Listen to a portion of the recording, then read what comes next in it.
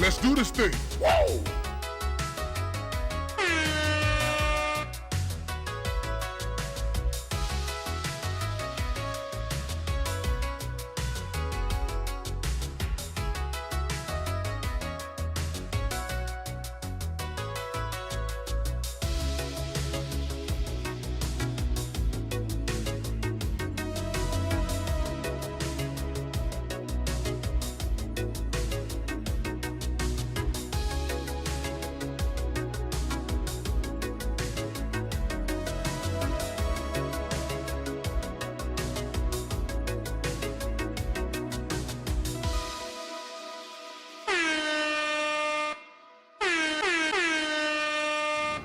Ladies and gentlemen, boys and girls, nerds, geeks, sci-fi enthusiasts, fantasy lovers, Star Citizen players, we are here. It is Saturday. We missed our stream yesterday, Friday night. I was so tired. Man, why does Twitch decide to play an ad as soon as I go live every time? Stupid. Missed Friday. I was so tired. So tired. In fact, where are we going? Hangers and Habs. Let's get some musics going. In fact, I probably could have streamed because I just lay about on the couch in this state of, fall asleep, wake up, fall asleep. I should go to bed, but I'm not going to. Fall asleep, watch a little bit more YouTube, fall asleep, wake up. Maybe I should stream. Maybe I'll get on. It's 12:30. And then I just didn't, ladies and gentlemen. But we're here this Saturday, and we're going to find out what hauling is all about. I've never done a huge amount of hauling contracts. So I thought, look, let's get some fancy clothes on. Here's my fancy clothes. Would you believe it? This set of clothing, let's have a quick look at it. Actually, we'll jump in a minute because we need to see properly on instead of that tiny little screen. You know how, let's get things kicked off here. No more messing about. Let's just get on with things. Got a couple of hours to chill out tonight. It's Mother's Day tomorrow, Sunday, the something of May, 11th of May. It's Mother's Day. You know how we start every stream with a good old Tim Tam Slam. Brand new, fresh packet of Tim Tams. They were on sale, so I got 2 packets. And while I was there, I was like, oh, should I get some milk? And I was like, nah, I'll worry about milk and shopping and bread and all that sort of stuff later on. But luckily, there was just enough milk for a cup of hot chocolate because that is what we need, ladies and gentlemen, and those familiar with the good old Tim Tam Schmeal. What's that, Nunga? You made 2 hot chocolates today, did you? Oh, that's very nice. It is time, as Skeet Skeet says, for a Tim Tam ad. What is a Tim Tam, ladies and gentlemen? It is 2 chocolate biscuits with a little bit of chocolate in the middle. It's all wrapped up in golden chocolate, creating an chocolate-encased biscuit treat. What is a Tim Tam? I'm glad you asked, Charlotte, what a Tim Tam is. It is 2 chocolate biscuits with a little bit of chocolate in the middle. Then it's all wrapped up in chocolate. We're going to use this chocolate biscuit, this piece of chocolate heaven, would you believe it, like a straw. We're going to do that by biting off the opposite corners of this biscuit. It's going to expose the inside of this biscuit while the rest of the chocolate acts like the straw.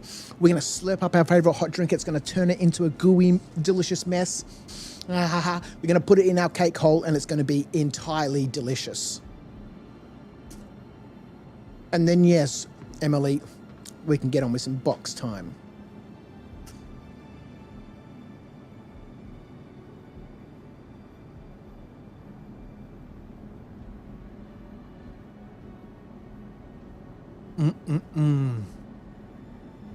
Rhino, my friend, how are you? They just introduced the best feature in the history of Star Citizen development onto the PTU. You can now QT to owned, unattended ships. Bring on the motherships! I better close that door.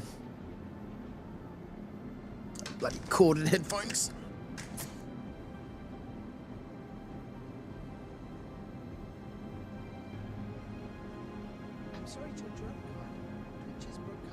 Bring on the motherships. Yes! This is what we have needed. I'm here. No, go away. Again. No. The other day, I was looking at your old streams and I was trying to find myself and I only found myself with 2. But I skipped like 10 of them every month. Yeah, but you haven't been in a stream for a long time. Yeah, I know. Your reputation as the Tim Tam Ninja has been lacking. Well, it's back. It's fine now. You'll never see the pack of Tim Tams again. Go on, I am taking. Can I have that Tim Tam packet, please? I need one more before we get started to bring up my energy levels for this latest announcement that Rhino has just told us. QTing to own unattended ships. This is huge. Me too. Thank Much you. more. All right, Ninga. This is huge. This means that ships, you know, like the Carrack, and I was going to say the Constellation series, but their little snub fighter doesn't have a QT drive, so you can't QT anyway. But being able to quantum back to an unoccupied owned ship is huge.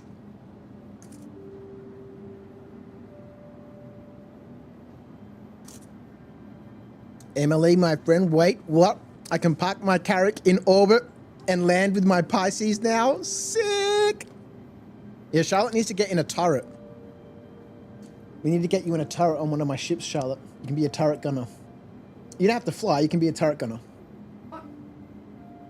Just go back to what you're doing. The disappointment is real, folks. I tried to log into Charlotte's account yesterday, actually, and I think it has been hacked and stolen. Because it says that her email address is no longer registered.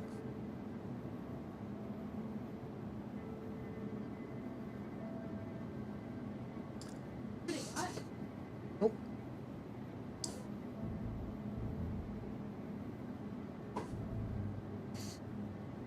Which is a bit disappointing. So that requires some investigation.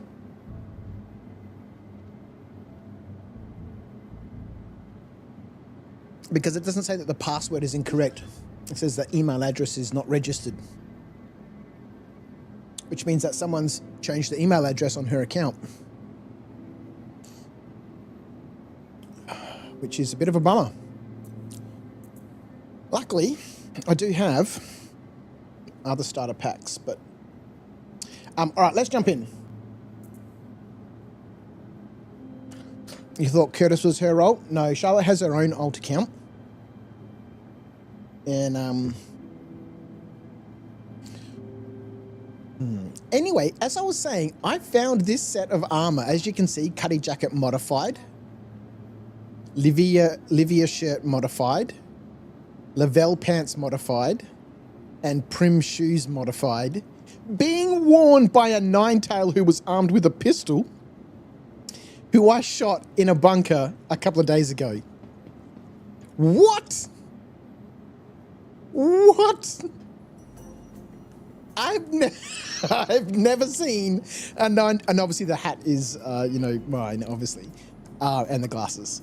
I've never seen a Ninetail wearing anything other than normal Ninetail sort of outfits.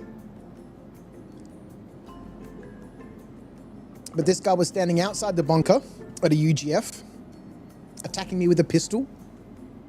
And a whole bunch of Ninetails around him. I shot them all and looted this guy's modified gear. Anyway, we're all dressed up in some fancy duds. We're going to be moving some boxes around. The Matrix suited dudes. There's plenty of them at PLFs, is there? Maybe this guy got transported there. I always get a bit nervous when there's a lot of people hanging around the ASOPs. Like, what are they doing here? Are the elevators not working? What is the situation? Why are there so many people here? Have I looked at what that gear sells for, Skeet Skeet? I have not.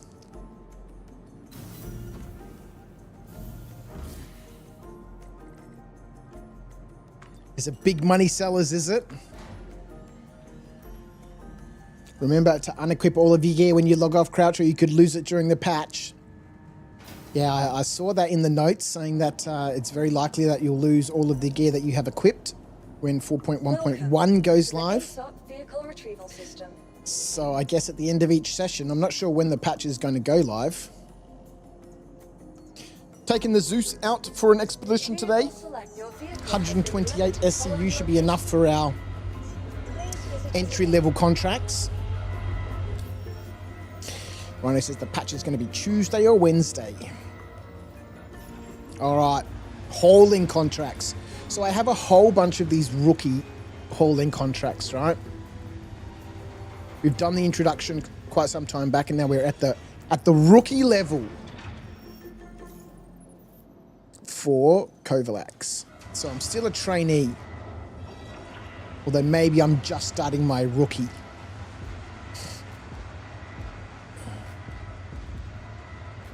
Your B suit is in storage now, Emily. You're walking around in a Misk t-shirt. Huh? I said a Misk t-shirt. So let's grab ourselves some contracts here. We're obviously up at Everest Harbour. So I'm looking for things that start from Everest Harbour. Here we go. Or 84 SCU. I did just recently buy, during the intro there, a max lift because I didn't have a max lift. 84 SCU for 50k. Containers of 8 SCU in size. Now, I'm not sure what the maximum container size a max lift can lift. I'm assuming it can lift, you know, anything up to a 16. We were using them on Rhino's Reclaimer the other day, moving 8 SCU boxes around.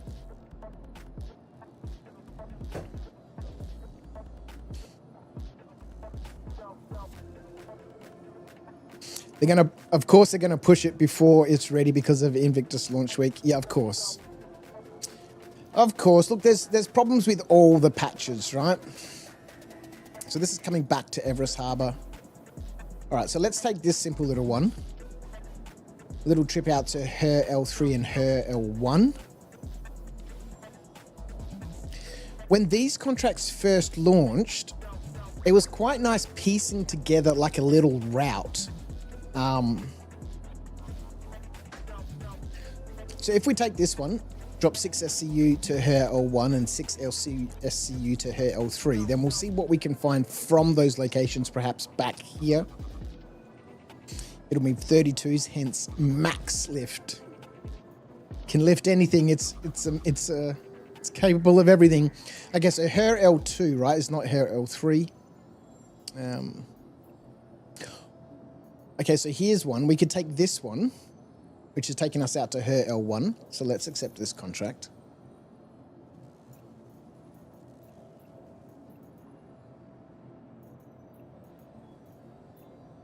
And then there was another one from her L1 back to... Here we go. So we got contract.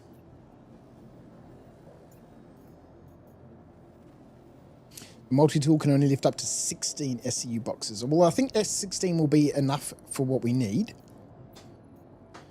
And we'll see if we can find something from, what was it? Her L3 was the other one? Yeah, her L3. See if we can find something from her L3 back to Everest Harbour as well.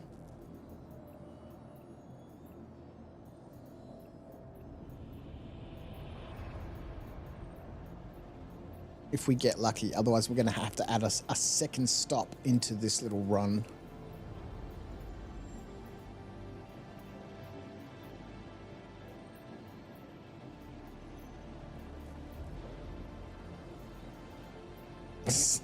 Sending a whole bunch of stims down to Tisa Spaceport. Got to keep those workers working, man. Nothing from her L3. There's another one from her L1 going back to Everest Harbour. So I guess we could go to her L3 first, drop off our cargo. Go from her L3 to her L1, drop off our cargo. Pick up the other cargo. I guess we could pick up this cargo, both of which are coming back to Everest Harbour. Okay, so we've got collect some waste from her L3. That's coming back to Everest Harbour, and then we're going out to her L4. Okay, let's collect this. We're adding in a second stop now. Off to her L4. So what can we find for her L4? Or is her L4 just going to be a gas and go, so to speak?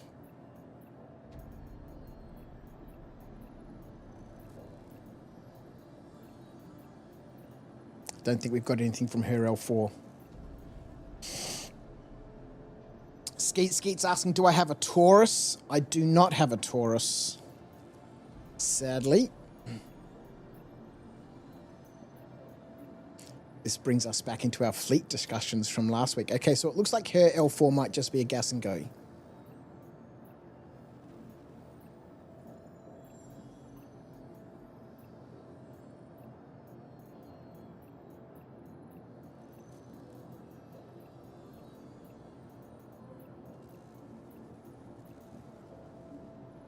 Yeah.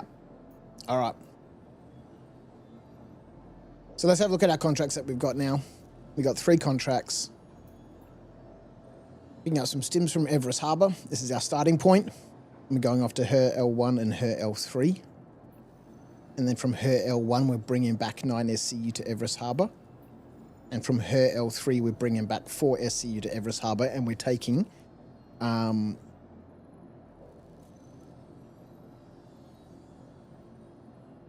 what?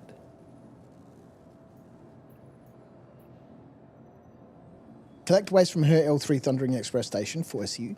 Collect waste from her L3 Thundering Express Station and deliver to Everest Harbour. I swear that at some point this said L4. Pick up locations, any order. Freight elevator at Thundering Express Station at Hurston's L3 and L4. Yeah, okay.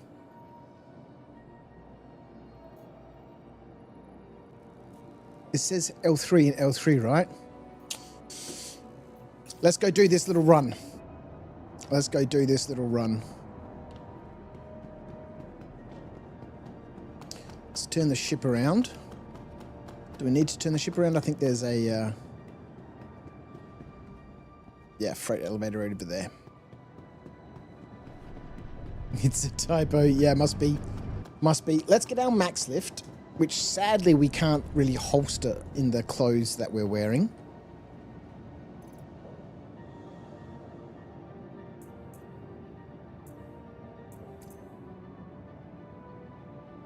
But we should be able to carry it.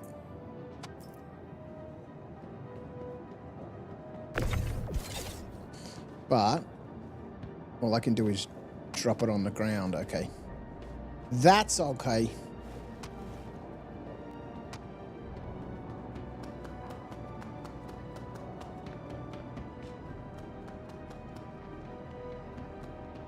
And so we're going to spend a couple of hours doing this, chatting as we do.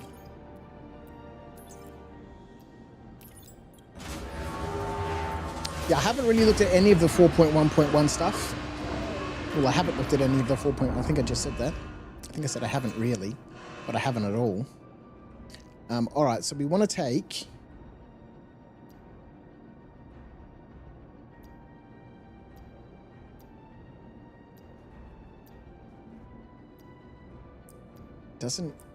Doesn't give us any contract information. Contract item percentage S. Percentage S. So I guess if you took lots of these contracts, at this point in time, it would be difficult to identify which freight belongs to which contract. Because obviously we want to be able to stack these in our ship in a, you know, a load that makes sense.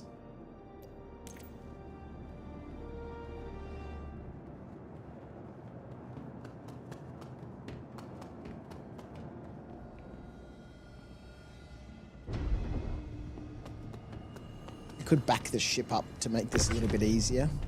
Okay, so it says contracted, but again, it doesn't tell us what contract it's for. It does say stims, but it doesn't tell us what contract it's for.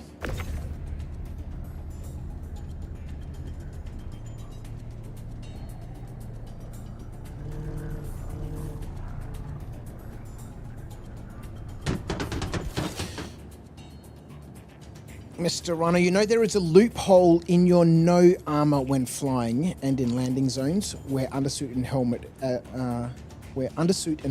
as there is extra info you need while flying.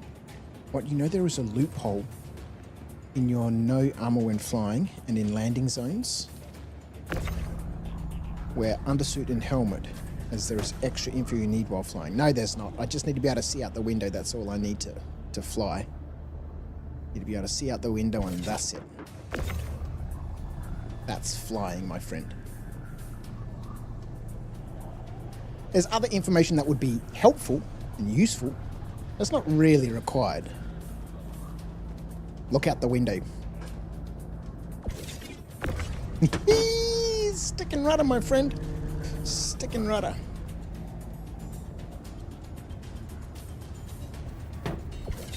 Alright, so I'm pretty sure these are all part of the same Purge Quirtler. It'd be nice if it told you the... Like if the... Let's have a look. Do contracts have numbers? Oh, that's gone on the ground. Great. Accepted. Balling. No, there's no contract ID or contract number. Like if the contracts had an ID, then that would certainly help when handling different sorts of boxes.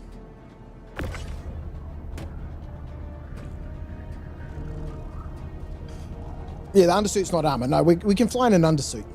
Always been able to fly in an undersuit. Undersuit or clothing. Just no armor. And the helmet, obviously. Always been able to do that. Neither of those are against the rules. Alright, let's have a look now. Let's stash this away.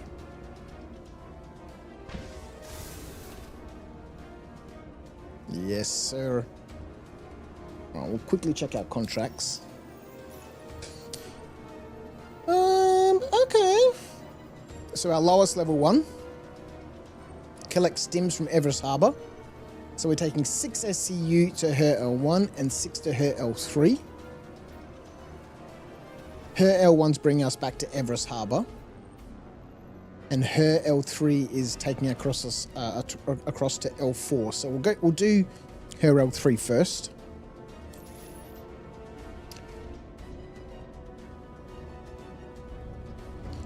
Because we can pick up the stuff that we need from her L3.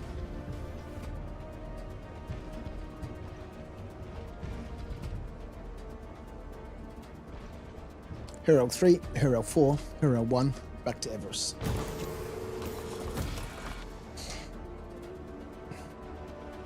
Let's go.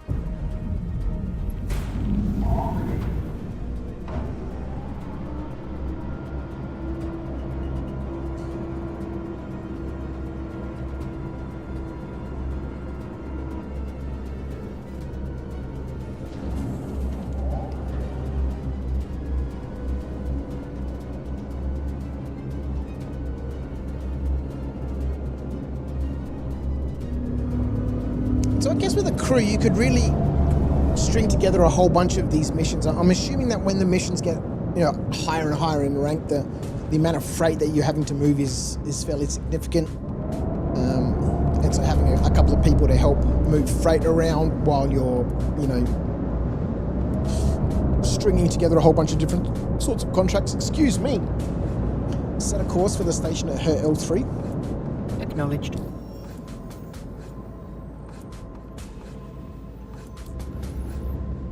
This is on the other side of the world, isn't it?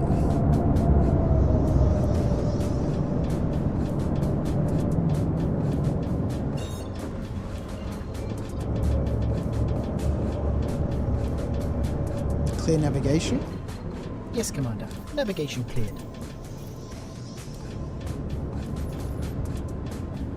Set a course for the station at her L3.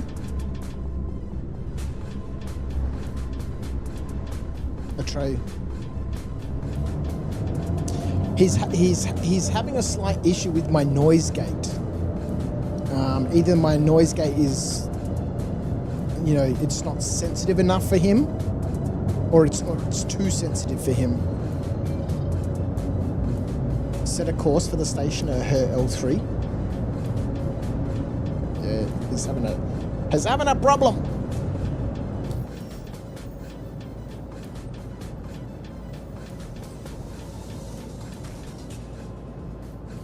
Off to Thundering Express, hey? It's currently obstructed. Okay. Fine. Let's make a little jump out to Magda. Let's get ourselves some distance. doing stuff in the PTU, Rhino, when you could be playing June Awakening. Is it good? June Awakening.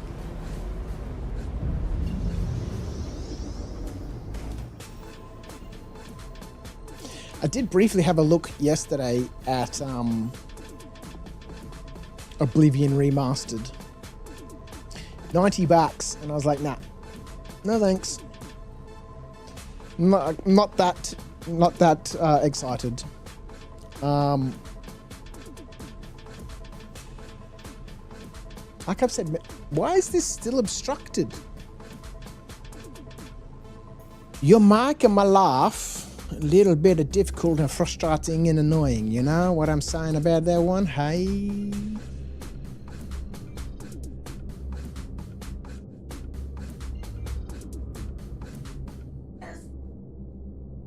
Okay, let's jump out this way.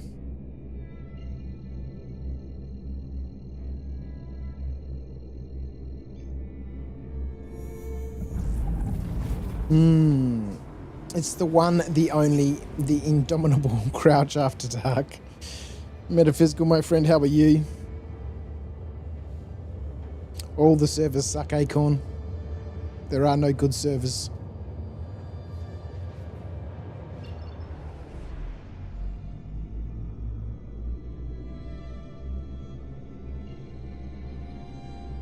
All right.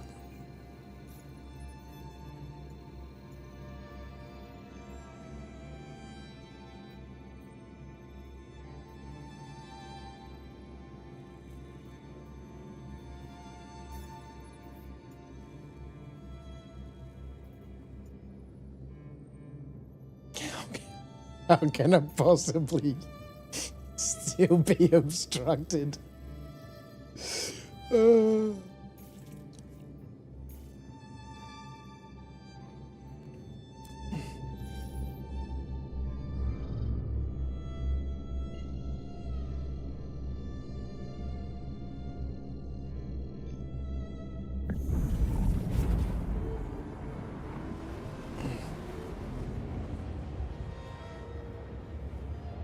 All right. So that's pretty exciting, man. Being able to quantum back to an unoccupied ship. That changes things quite a lot. Actually, I was thinking about that just the other day. You know, I logged back on and, you know, I was out in my F8 doing some combat missions, and at the end of the session, I just logged off, right? And so obviously when I logged back in the next time, I woke up in probably Lawville or somewhere, and the F8 was wherever I'd left it, outside whatever bunker or in space or wherever. And there was a marker for it. You know, as there was a marker for my Nomad a couple of weeks ago that I'd left on Ignis, there was a marker for the F8. And I was like, oh man, it'd be so sweet to be able to quantum to that ship. And now, it seems in 4.1.1 we'll be able to do that. That's pretty exciting. Let's have a look. There's some official news updates.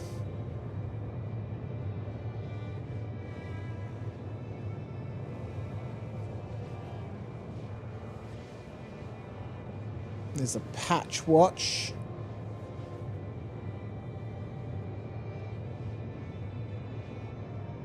Sneak peek of the week. Just looking through on the Discord under the official news updates.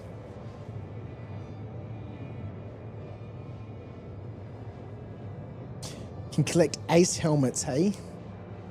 New rewards are available through Wicklow's missions, or new rewards, ace helmets. Wicklow's Emporium's upper floor is now open to the public. What's on the upper floor? Polish the interaction with the F prompt, which should now smoothly appear on the closest available item or corpse. Lovely, that's a nice change.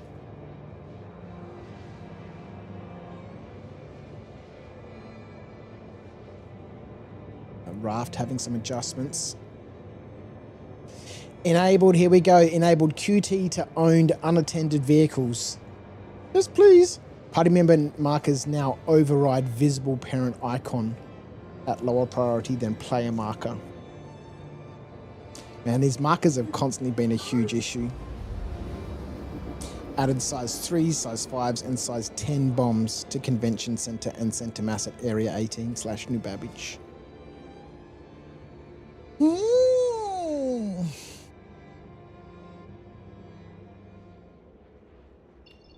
let's drop out here.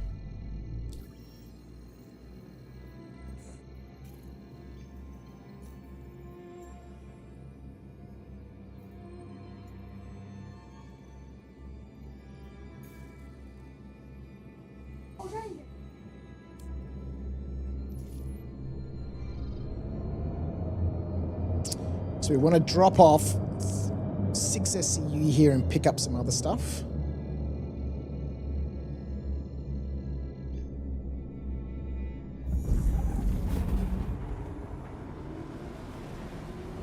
And then we'll head off to Herel 4.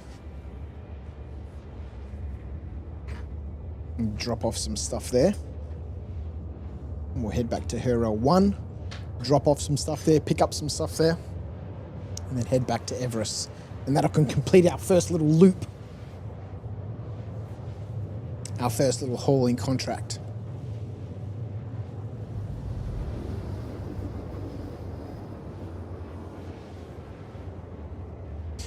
And so far, my only criticism or feedback at this point would be, when you're tractor beaming boxes around, it shows you the contract ID. So you can keep things more organized in your hold.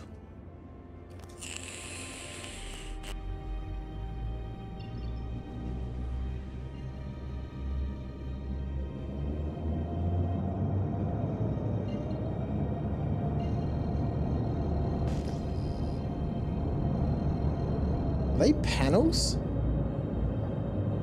Nice little collection of panels.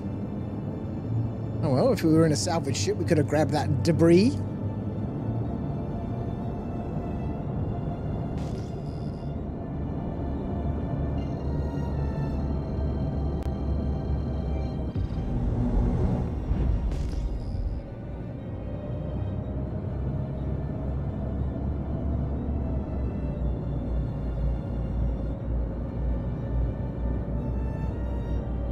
Get a nice view of all the stations too. Contact landing services. Must sort out my noise gate.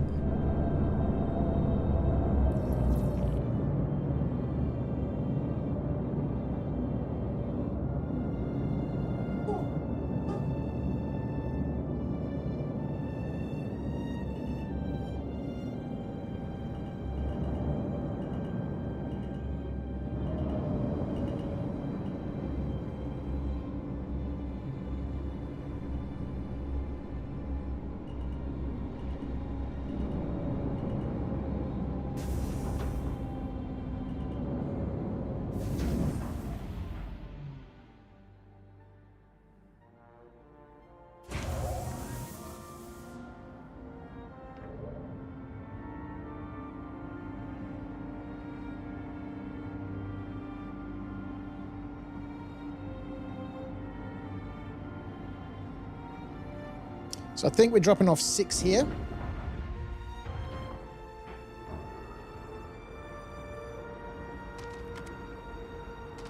We've got 2 big boxes and 2 little ones.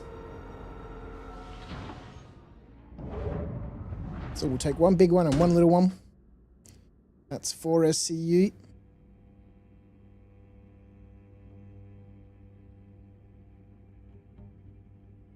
And that's 6 SCU.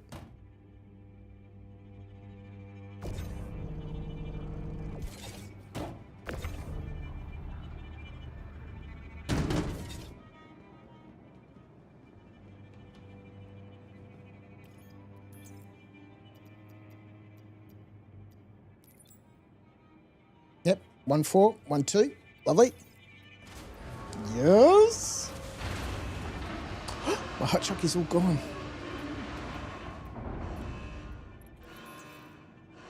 And we want to pick up this stuff.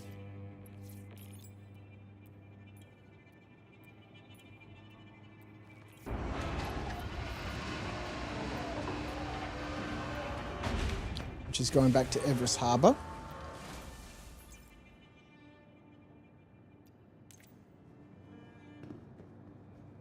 hang on, wait a minute. Hang on a minute.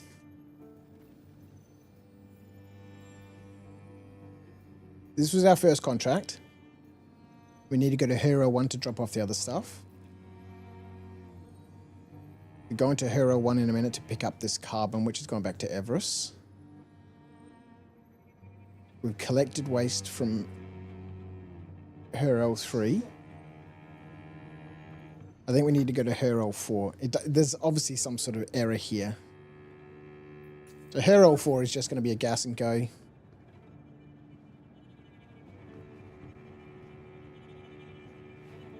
So we're not dropping anything off at Hero 4, we're picking stuff up.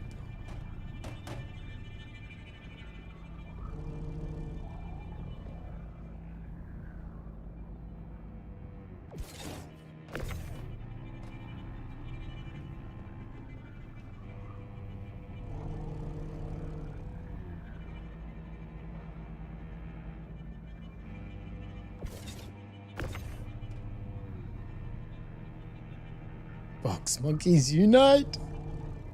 I could dig this.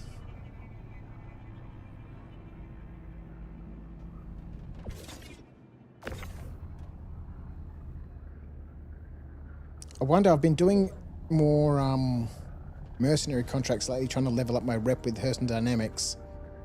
And I've noticed that the UGF's a really, really slow way to level up your rep. Doing the the surveillance missions where you've got to destroy the little data skimmers. Those actually earn you a huge amount of reputation. That I wonder if there's a similar sort of thing here with these hauling contracts.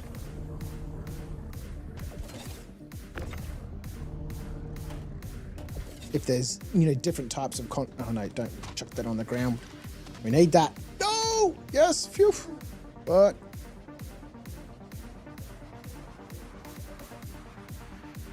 actually, I guess what we could do, given that we're not moving huge amounts of stuff around, we could grab our multi-tool.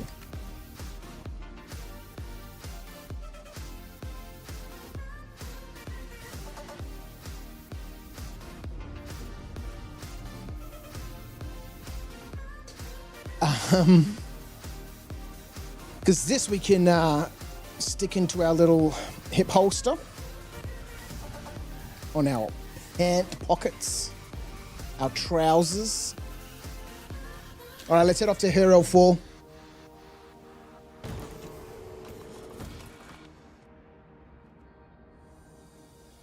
Let's go. I think we'll make our break when we're out. So yeah, some naffing about with my noise gate to get a tray working properly. I noticed that the other night when I was messing around trying to get it working. But if I turn my noise gate off, it voice attack works really well. But I'm not sure what will happen to the stream if I turn my noise gate off. I'm really reluctant to do anything because of the huge amounts of issues we've had with the audio quality and the echoes and all that sort of stuff. Okay, we want to go to Hero 4. Back to this on the other side.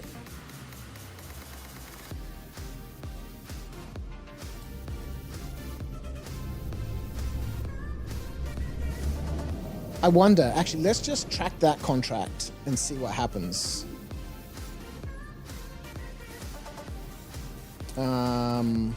It's this one here. Let's track this. Yeah, okay, it does say collect shipping. Let's go! I guess what we could do is we could turn off the processing for the mic, and you guys can let me know what difference to the sound quality that makes. YouTube seems to be having a little bit of a issue at the moment. Let me know if the sound quality has changed significantly with all of my processing turned off, so no noise gate, no compression, you know, nothing like that. But now voice attack is actually working properly and can recognize everything that I say. It's a bit flatter, but there's no problem.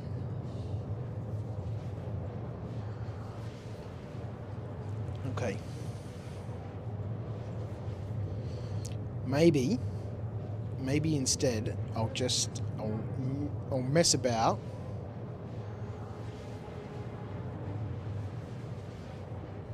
The music is off. I think the music's just very quiet at the moment.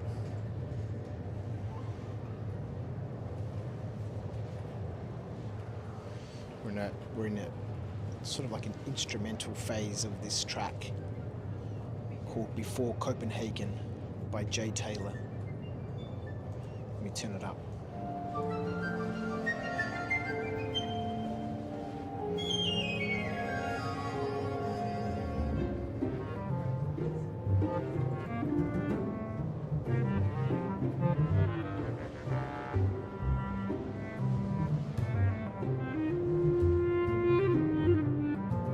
Does anyone else listen to classical music sometimes?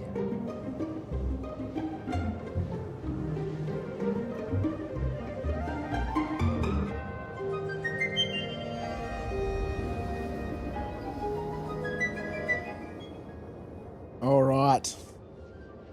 Here we go. Citizen in-game, my friend. How are you? You can run all this cargo without leaving the co-pilot seat. Oh, yeah. Maybe we should try some of that. Hey, because I've never really used any of the vehicle tractor beams. We should try that. Mr. Citizen in-game joining us on YouTube. How are you, my friend? Name I have just not seen before. And if I have seen it before and you've been here before, I apologize. Welcome back.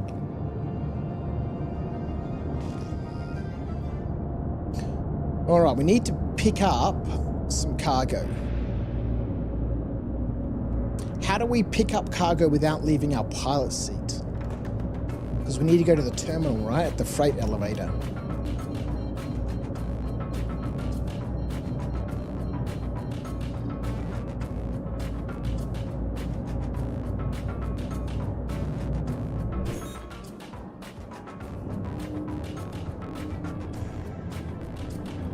Can I have a hanger, please?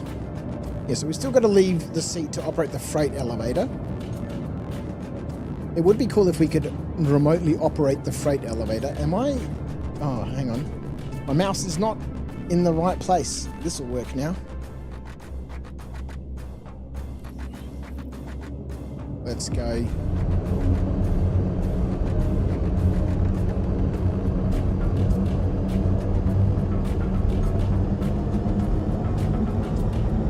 In fact, I don't think I've used a vehicle tractor beam once.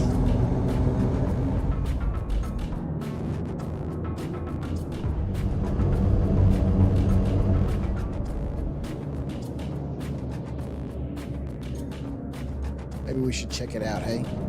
If we want to be a space trucker, we're going to have to learn how to use our vehicle's tractor beam, right?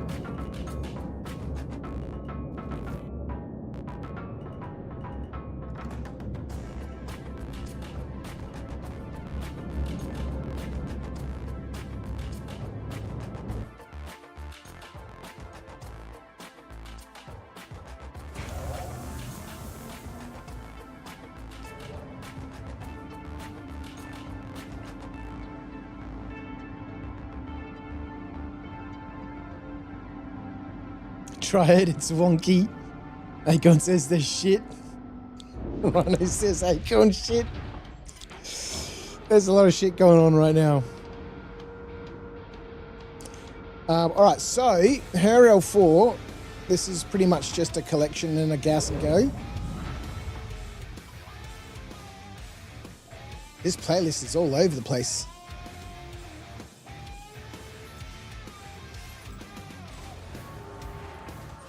The next stop after this is her L1.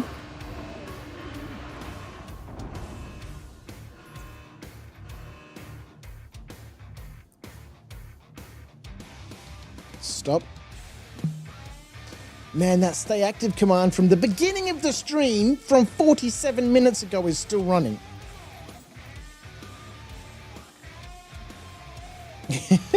Take one step forward, one step back. I was wondering why the screen pulses every couple of minutes. Because that command is basically there to make sure that I don't get timed out. Amazing. All right. Let's go have a look.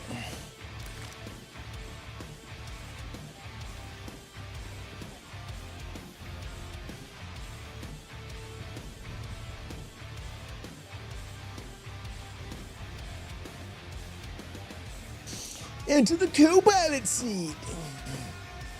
Okay, man.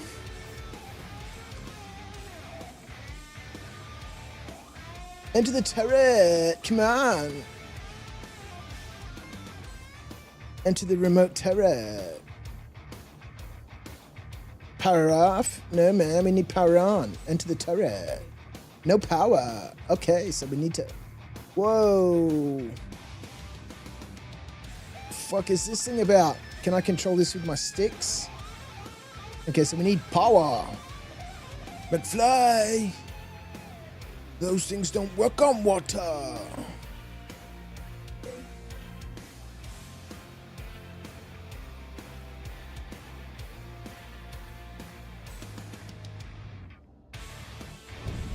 Okay, so that's the ship.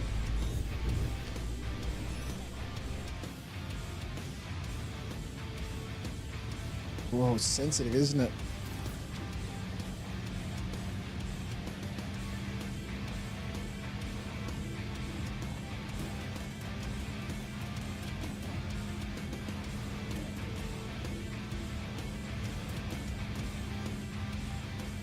The freaking back door closed.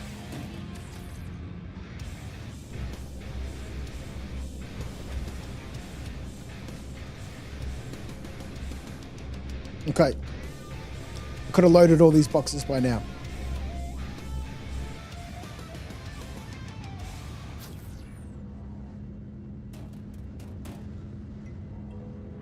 It's sensitive, isn't it?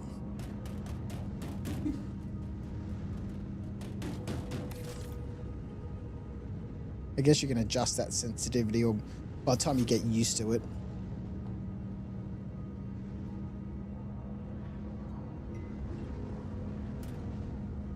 I mean, that's just an operator issue, right?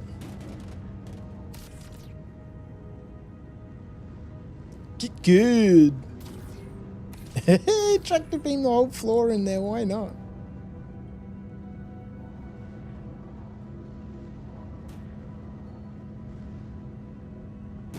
I'm getting used to how the tractor beam why we drink water? maneuvers.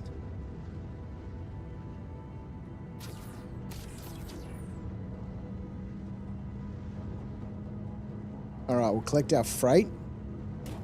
Yeah, that last little swing to the right there, take a little bit of getting used to. And I think if I could set this up to work with my sticks, it'd be a little bit easier. I'm pretty uncoordinated on the keyboard and mouse.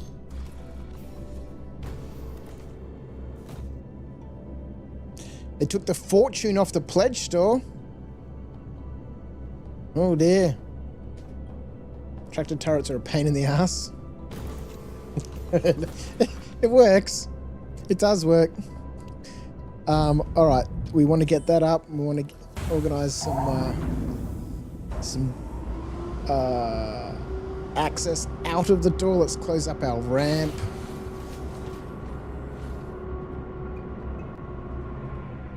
At least you don't have to worry about taking yourself out with the box when you bring it in too close. It's true. Alright. Alright, we didn't refuel, but that's alright. Atreyu. So you can't hear what I'm saying, can you? Set a course. Let's turn this back off again. Set a course for the stationary referral 1. The star map is being updated, sir. Rhino was in a mood today. What do you mean today? Rhino's always in some sort of mood. It normally always has to do with things being a skill issue. That's just Rhino MO.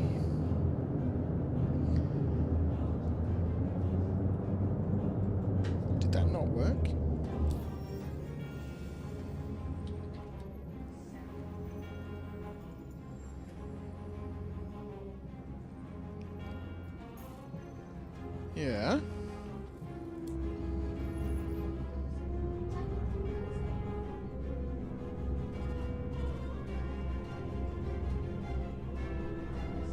Clear navigation. Understood, sir. Accessing Skylink and clearing route.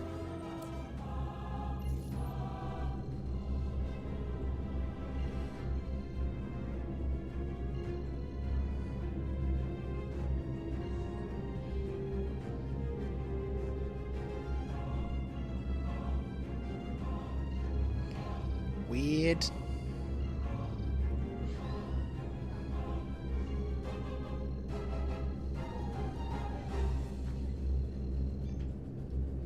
Alright, let's go. Last stop. We're going to drop off some stuff here at Referral 1. Pick up some stuff here at Referral 1. And then take everything back to Everest Harbour. Nice little loop. And it shall earn us some cash buck dollary doos. So what, 95. What have we got here? 127. 127k.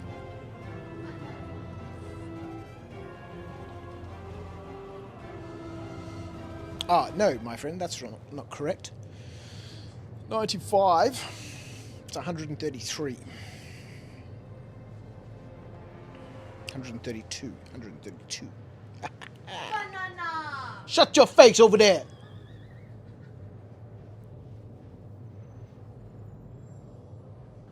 Really? Really? Banana!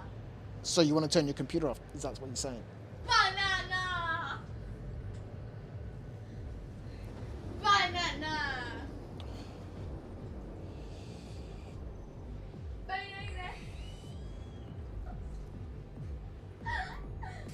Alright, so we are now...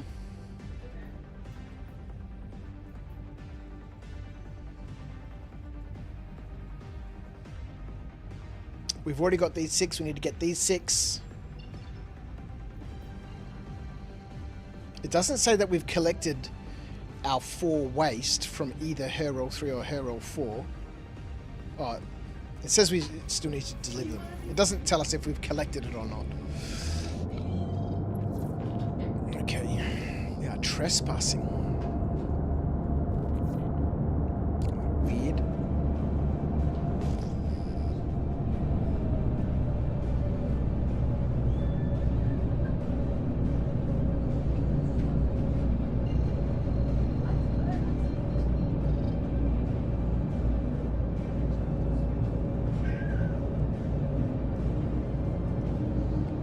Contact landing services. Contact submitted. Stand by for confirmation.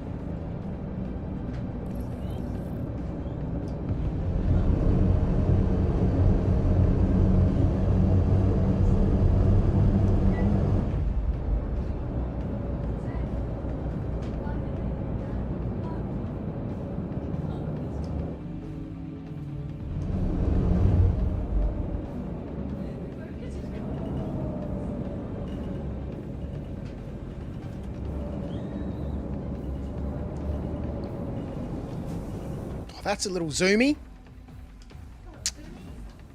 Wow. Charlotte, please. Tell you what. No, darling. You will turn that computer off in a minute.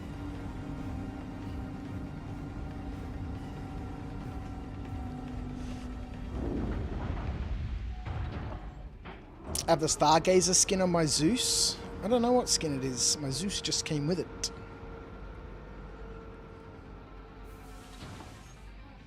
It's a lovely skin though. I do like it. Calypsia, how are you? Good morning, good afternoon, good evening, good night, etc, etc. How are you? I'm sad to report that several internal systems have been causing me some headaches, sir. But I have them under control. Trey, you're an idiot.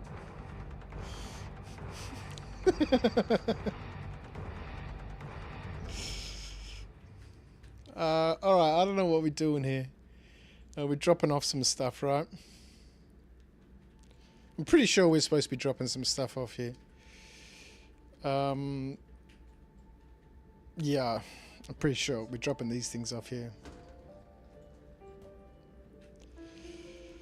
And I think we're picking some stuff up too.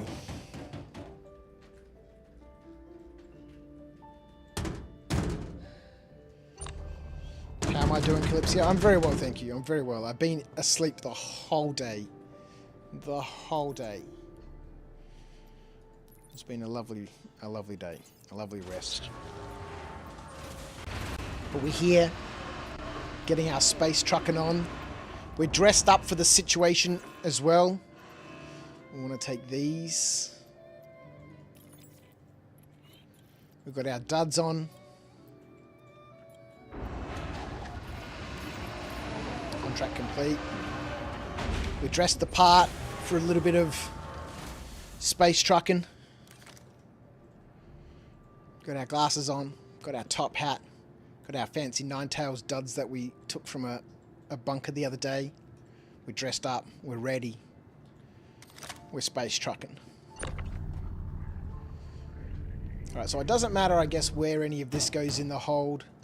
It just, all of this has gone back to Everest. Right, easy to go from the outside in. You got a Star Lancer Max the other day. You love it, Calypsia. I got my Star Lancer Max out the other day and I was kidding it all out. Got a Nurser in there and a rock and then I went to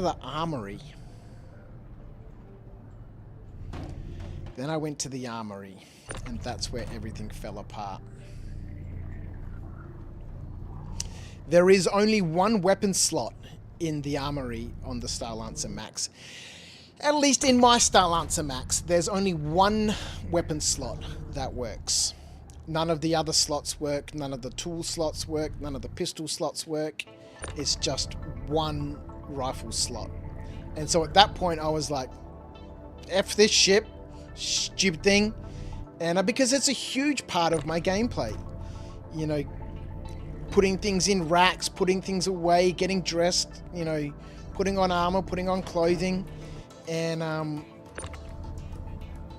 in the whole entire armory, only one weapon works. One weapon slot. It, you know, pain in the butt. I tried a whole bunch of different weapons, Acorn. All the typical ones that I carried. The P4, the P6, the P8, an FS9, a C54.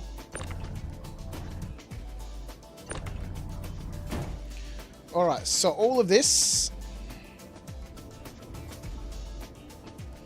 needs to go back.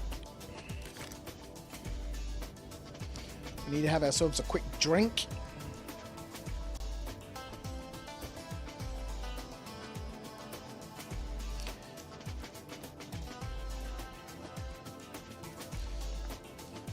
Somebody did play this earlier on and I failed to hydrate. My apologies. Need to fill up my water bottle.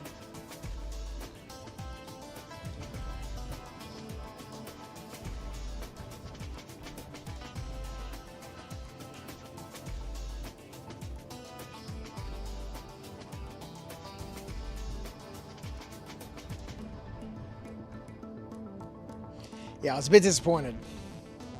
And so the Star Lancer Max went back into the hangar. And hence the reason we are in the Zeus tonight. Because otherwise I would have taken the Max. But it got me a little bit grumbled.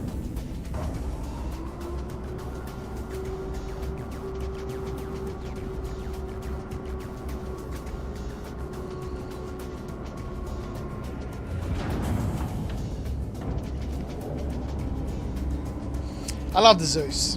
You know, it's a nice ship. I've spent a lot of time in this ship. I've done a lot of rock mining in this ship.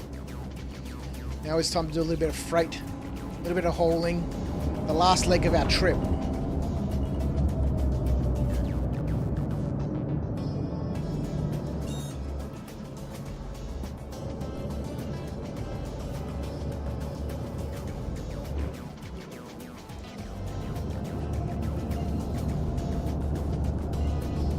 Just go to Hurston and then anywhere in this direction will be fine.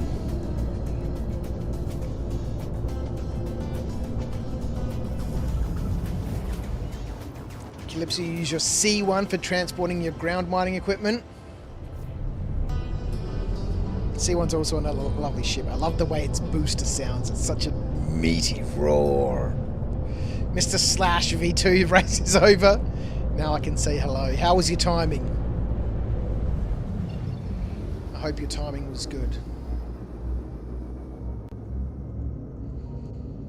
Alright, we've overshot a little bit.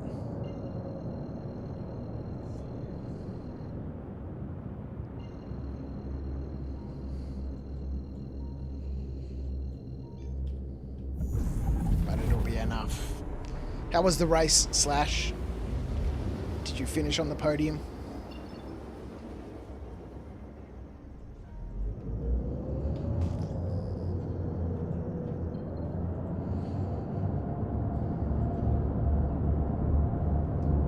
Alright, now we need to drop off some carbon and a whole bunch of waste. 4.6, a bit of pace, but you haven't raced for weeks. Man, racing games are different now than when I was a wee lad.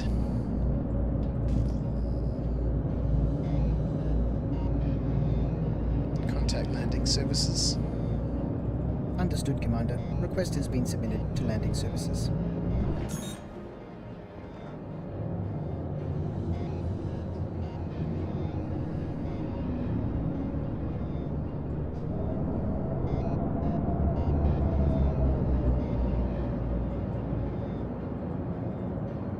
Hello.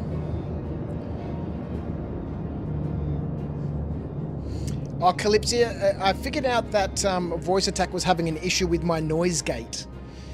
So currently I've switched off all the processing on my mic, so there's no noise gate, there's no compressor, there's nothing running. And so Voice Attack can listen a little bit more easily. Contact landing services. Understood, Commander. Request has been submitted to landing services. I'm second in place. Man, come on. Get some more hangers.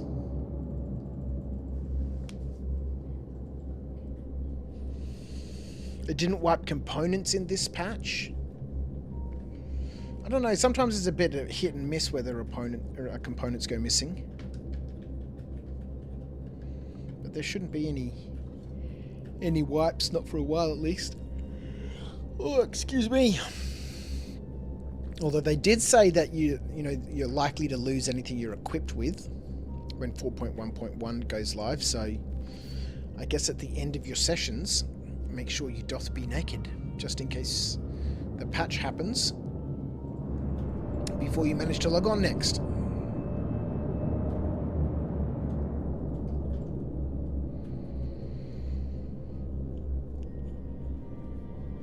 Contact landing services.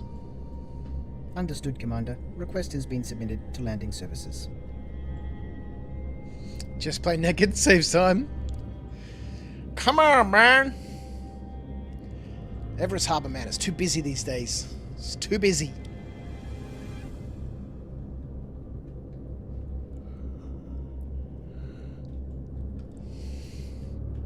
Man, they should have like specific cargo decks. That was the whole point of having the cargo deck, right? That would be where you go to get and, pick up and deliver your cargo. But now it's just another place to go to a terminal.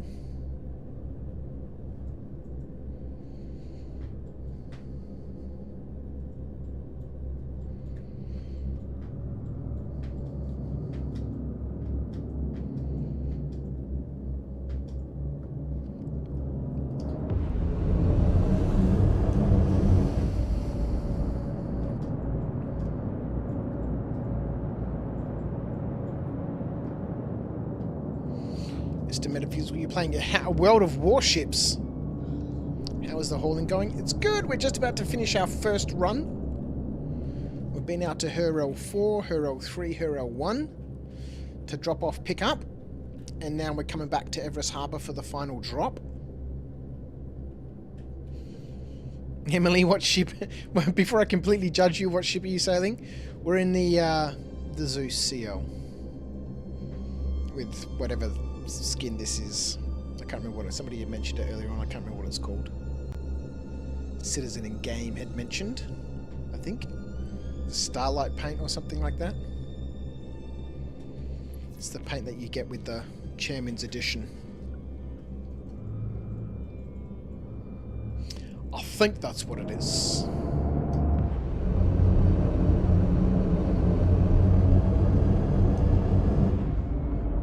A map edge sniper? What is a map edge sniper?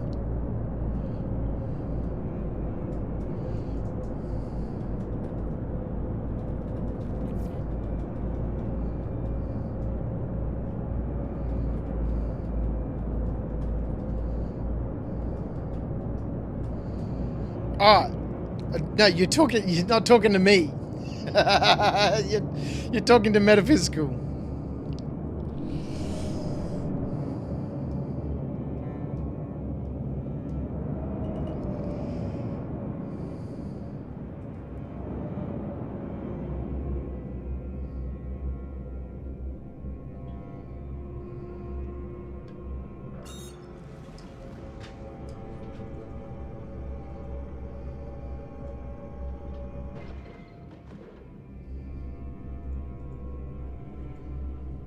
Why?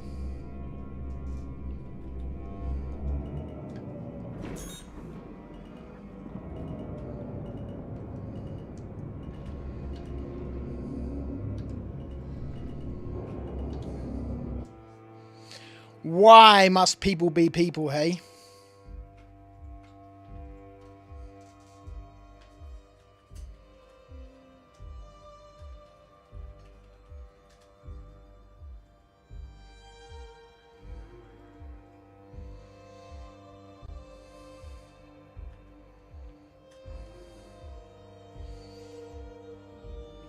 Who said it's the Zoo skin earlier on? Old Man Observer, how are you, my friend, joining us on Twitch? There seems to be Connie in your hangar. Sneaks everywhere. Look at this dude. It's all dressed up, man. This is how proper freighters dress. In top hats and shiny leather jackets.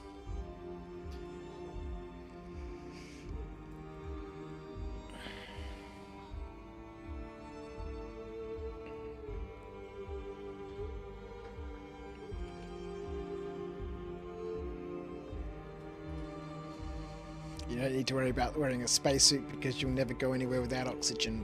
Yeah, man, we're space trucking tonight. Alright, so all of this stuff can just get chucked in here.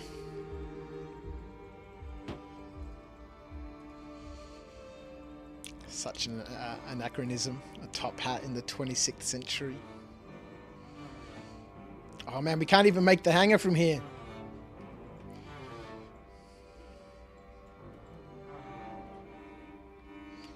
Let's get ourselves a lift of Maximus.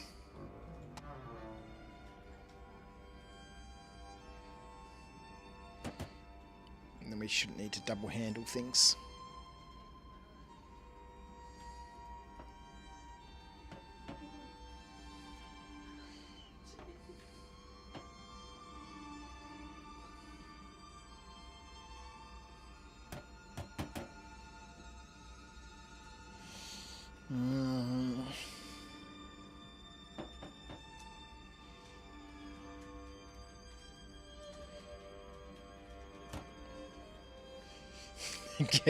Gets a cane out. Back in my day, as an expert American D&D player with a 71% average win rate, I used to hide Yamatos in smoke while screening and scouting for her. It was so fun.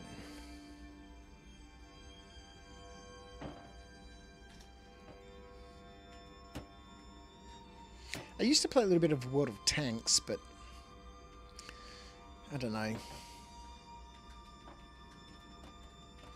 It wasn't my cup of teas.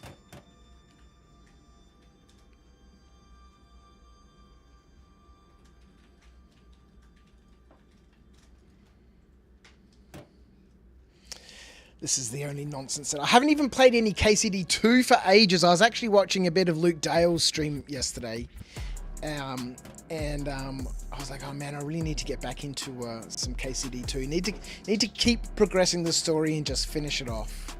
You know, it's gotten to the point where I've pretty much progressed to max level in everything, and so now it's just finishing the story, right?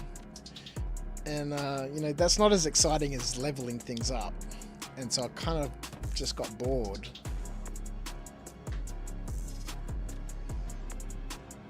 So I guess now that I am pretty much max level in everything, I should go and finish the story. But it's good fun. I enjoy watching Luke Dale's streams. It's weird, man. Watching him. He's obviously the actor who played Hans Capon, and it's so strange. Obviously, you know, because they look exactly the same, right? You know, he was the mocap artist and the voice artist, and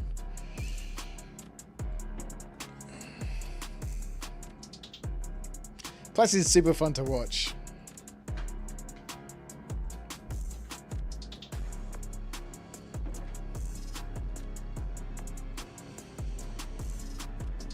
You're watching some Sidar doing Eve as well as you, Crouch. Yeah, there's a new Eve game coming out, isn't there? Like an Eve... Oh no, we chucked that on the ground, didn't we? Oh no! Where'd it go? It's gone! Hey, we saved it. Fell through the ship. Thank God for physics that don't work.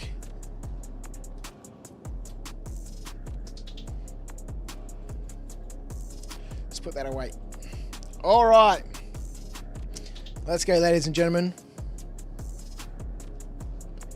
And complete our quests, our hauling contracts.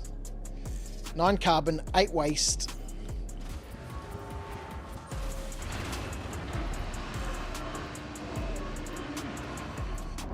That's 3 contracts. Completo.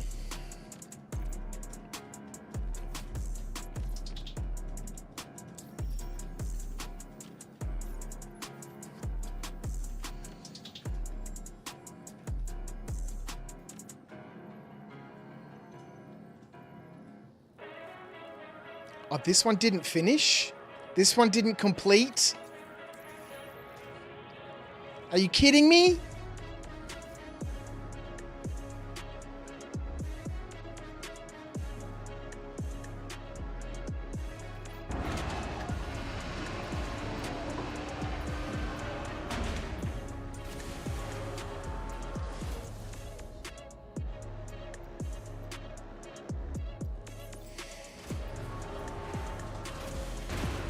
Maybe because of the spelling error.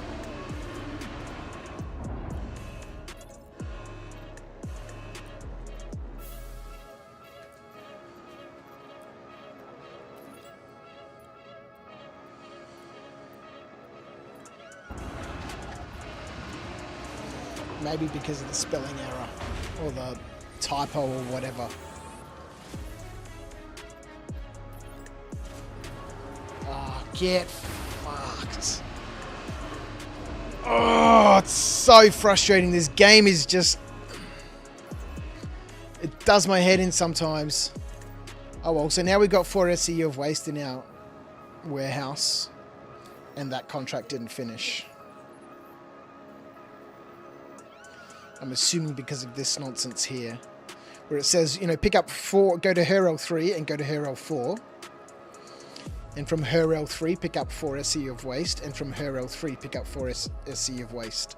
So this her L3 is completed, but this one here must have been the her L4 waste, which is not being recognized as her L4 waste. And therefore, the contract can't complete.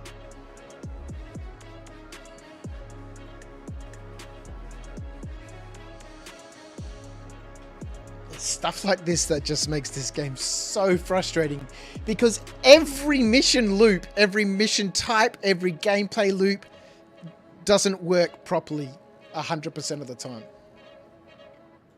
I guess you could say 100% of the time it doesn't work properly. The only thing that works 100% of the time is just all the sandbox sort of stuff. rock mining, prospecting, well, at least mining rocks, salvage.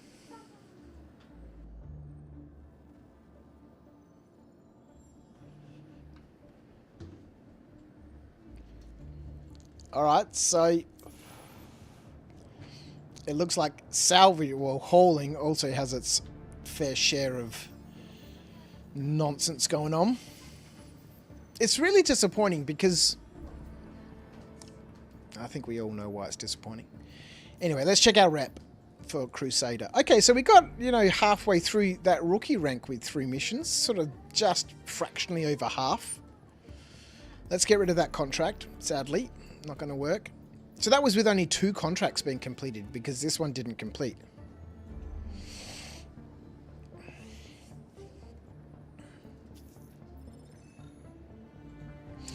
Let's submit it anyway.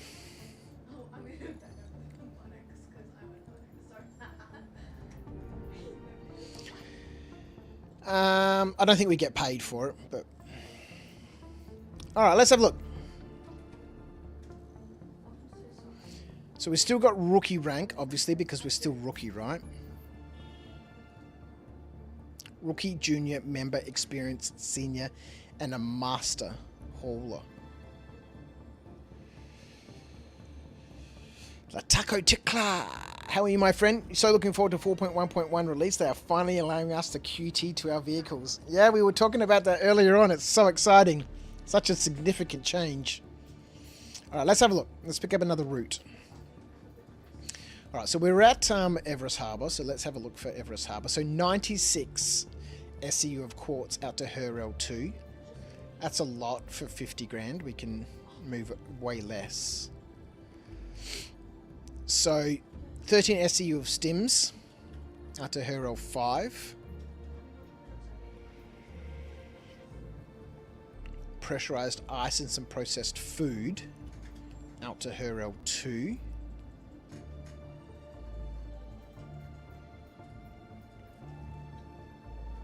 So then we can pick up some stuff from Herel 2 to take to Herel 5. Okay, so let's take this contract. Let's start building ourselves a little route. So we'll get ourselves some pressurized ice and some processed food going out to Herel 2.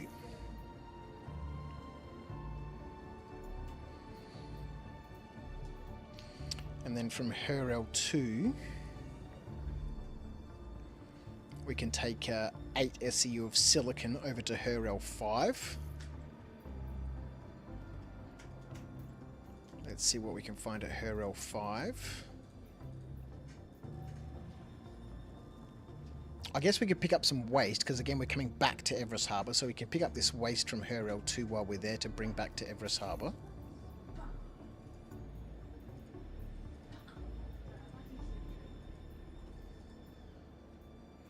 I want to find something at Herel 5.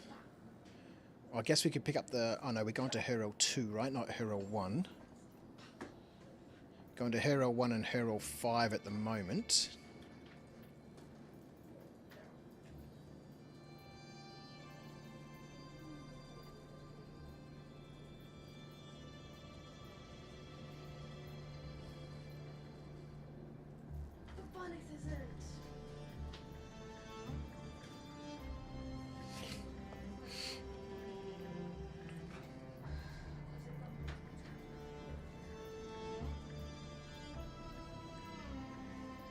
I guess we don't need to worry too many about these planetary ones because we're not going planet side.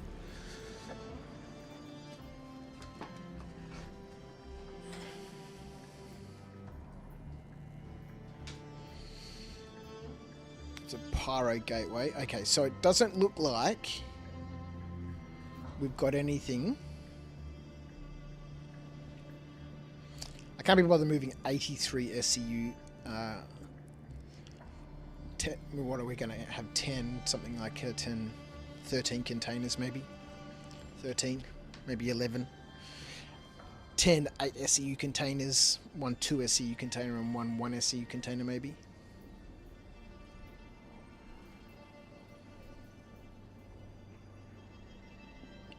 We're going out to Herel 5. I guess we could take these stims with us. Twitch is broadcasting an alert. Jason the Bruce can't get enough Tim Tam slams. Let's do this He's been thing. subscribed Whoa! for 9 months. Booyah. Jason Let's the do this. Bruce. Resubbing up. 9 months, man. What a legend. Welcome, Jason the Bruce. How are you, my friend? Alright, so we're collecting some stims to go to Referral 5.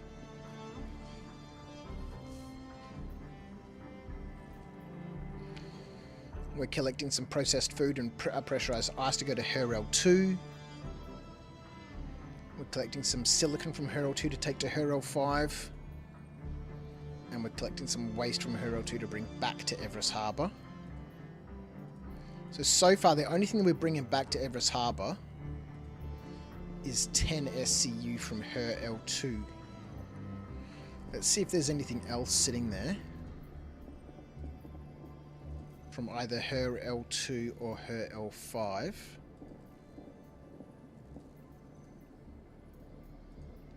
Those are our 2 destinations at the moment.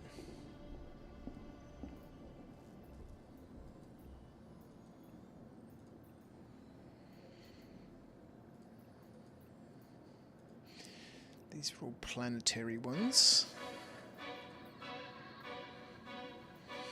Planetary, planetary, planetary, planetary, planetary.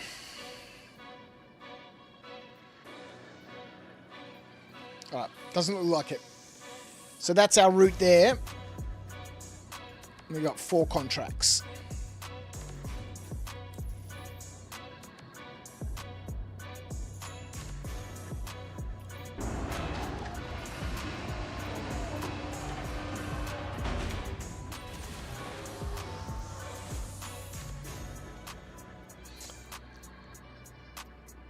Alright, let's send this down.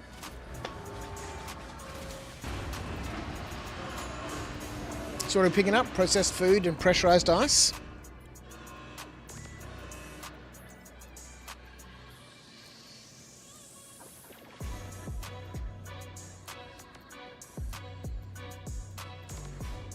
Let's go. That's a bit disappointing that that previous contract didn't complete.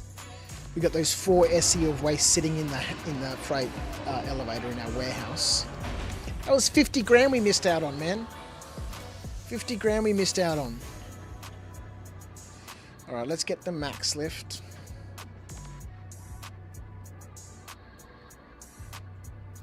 I guess we could move the ship closer. And get it right on the edge. Did I lose funds as well, Jason? No, well, you don't pay for anything with these hauling contracts.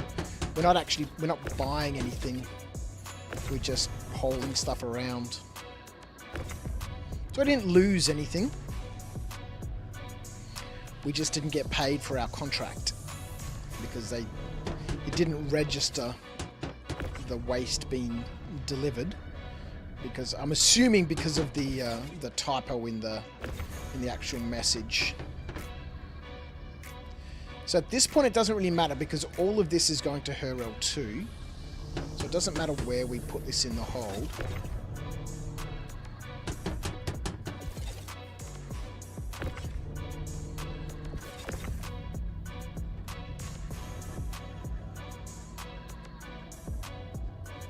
Actually, what we might do is we might put all of this on the starboard side because the stems are going to a different location, so we can keep them all separated.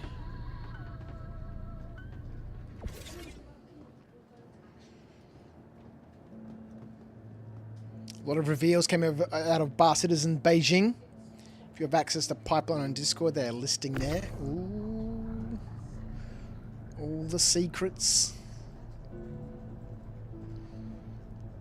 So I think these stims are going to Her L5. And we'll just double check in a minute. I think our first stop is Her L2 because I think we've got some stuff going from Her L2 to Her L5. Or it's going to be vice versa from Her L5 to Her L2.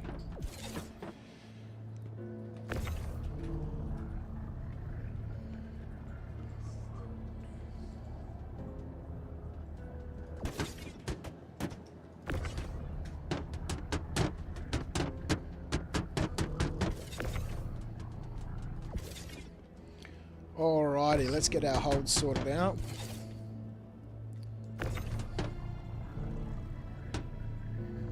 So everything to starboard is going to Hurl 2. And everything to port, I think, is going to Hurl 5. But we'll double check in just a minute. There'd be a gap in there. Ah, it's a pretty nice cargo hold, Emily. I love this little ship. It's such a nice little ship. It's got space to run some of these smaller cargoes contracts, some of these hauling contracts.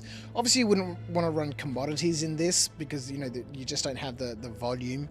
When you're running commodities, when you're buying and selling stuff, commodities, you really need to have a big hold so you can carry, you know, large quantities of freight and really maximize your price per unit, so to speak. Star Citizen is huge in China, and CIG over the years has been gravitating more towards that market. Well, you know, it is one of those games that you know, it's both frustrating and wonderful at the same time. Okay, so here's our processed food and our pressurized ice going off to Hurl 2. From Hurl 2, we're picking up some freight to take to Hurl 5. And we're picking up some freight from Hurl 2 to bring back to Everest Harbour. And then we're collecting some stims to take to Hurl 5. So Hurl 2 is our first port of call. We're picking up freight there for both Everest Harbour and Hurl 5. And then we'll go to Hurl 5 and then we'll back to Everest Harbour. Space is a fairly universal appeal. Yeah, well, I mean, it's space, right? It's sci-fi. You can't, you know, it doesn't have really any cultural connections, you know, because it's sci-fi, right? I'm third in the queue to get out of my hangar. That's just rude.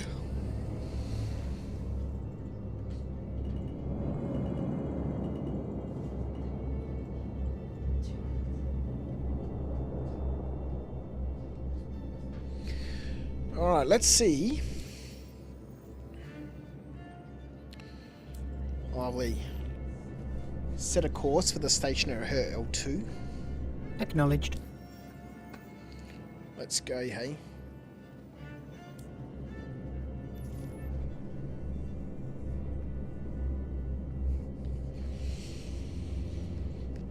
If we can get out of here, excuse me. I shouldn't be tired, I've been asleep for the whole day. Second in place. Estimated wait 200.00000 seconds. I like how they're tracking the estimated wait time to 6 decimal points. Just to make sure things are precise. Like the wording of their contracts to make sure that we can complete them all. Precision. I won't let it go.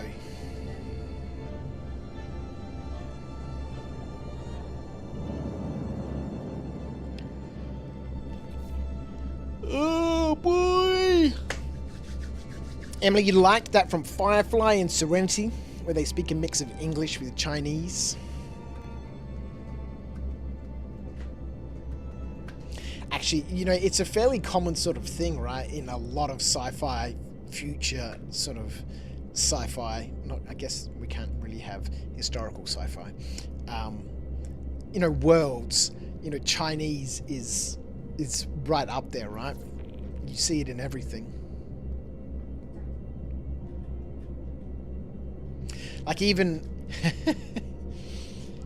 our little range of model kits at Knights of Dice, our cyberpunk sort of range, you know, heavily influenced by Blade Runner and stuff. Easy District had a whole bunch of Chinese signed writing and stuff, and it's a sci-fi thing, right?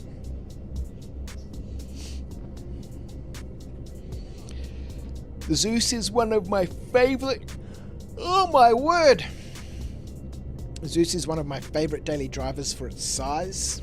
The others are the SRV and the 135C. You fly the SRV Ticklet as a daily driver? I melted my SRV. I was having a look through my buybacks. It's so weird. I've spent a lot of money on this game, but when I was looking through my hangar and stuff, there's not really a lot of standalone ships there. And I'm like, where the hell is all this money that I've spent gone? It's super weird. Don't know, man. We had a big discussion last week about my my hangar, right? We jumped into Fleet Viewer to have a bit of a look at how I can consolidate my fleet, and then you know, we came up with a fleet that looked really good. And then after that, I was kind of like, oh well, you know, kind of like this ship and I like that ship. And can we have some? Here we go. Oh dear Lord, what's happened here? Oh my God. I think we were inside the doors for a minute then.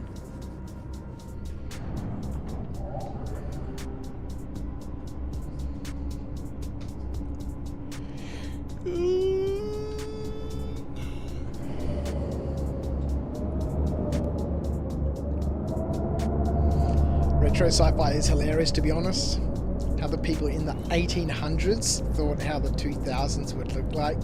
Yay! True. Oh, man. Let's go. First port of call. Oh, my God. Are you serious?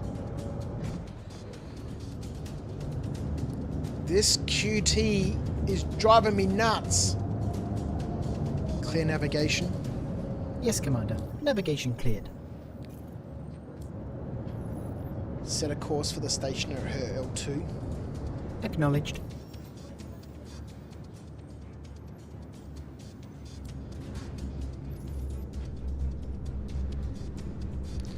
I really hope they've fixed up. I mean, obviously, if they've added the ability for us to QT to our ships in 4.1.1, hopefully they've fixed up all these small little issues with the quantum travel system, just, you know, wigging out.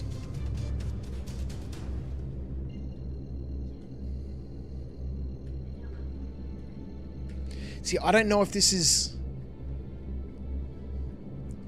Well, it has to be, because this is the mission I'm tracking. Oh my God, well, that doesn't necessarily mean it has to be the right marker. It's a Star Citizen after all. Since we're going to be allowed to QT from vehicle to vehicle, I definitely can't wait to park my Polaris with the Vulture in the middle of nowhere, then hop into the SRV and grab abandoned ships and take them to the Polaris.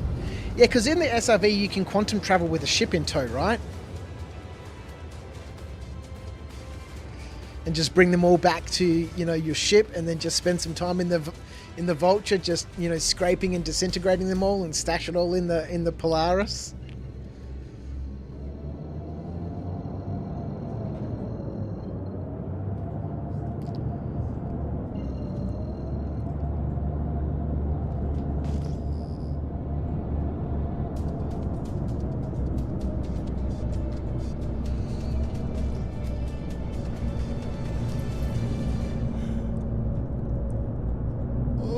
What's going on? Contact landing services. Acknowledged. CLS has been contacted. Awaiting confirmation. Or that big wrecky boat. The Reclaimer. See, the thing about the Reclaimer though is that you can't fit any other ships in it. It doesn't have a vehicle hangar. Whereas in the Polaris, you can fit the SRV and a Vulture, right?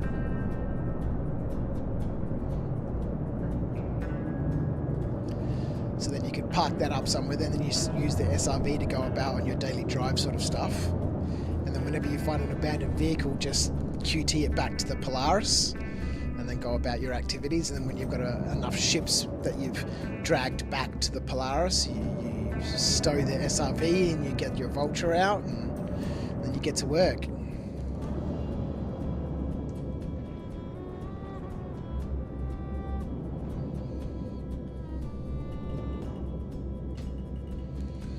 Alright, let's drop off this stuff and we've got some stuff to pick up. Whoa!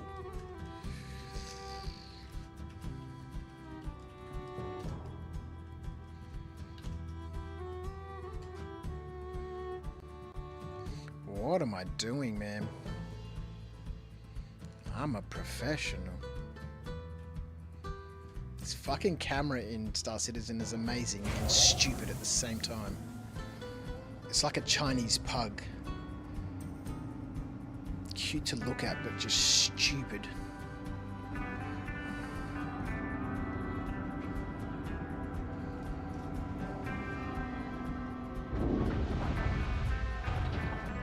You can only fit one or the other. You can't fit both the SRV and the Vulture. Well, I guess the SRV is quite a big ship, isn't it?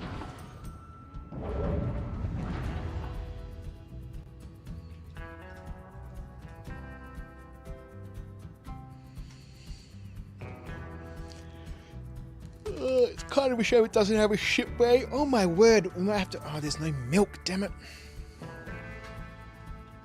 When I was at the shop, I was looking at the milk and I was like, maybe I should get some milk. And then I was like, nah, I'll worry about the shopping later on. I'm an idiot. I should have just got some milk. I'd love a cup of coffee right now. And black coffee has its place.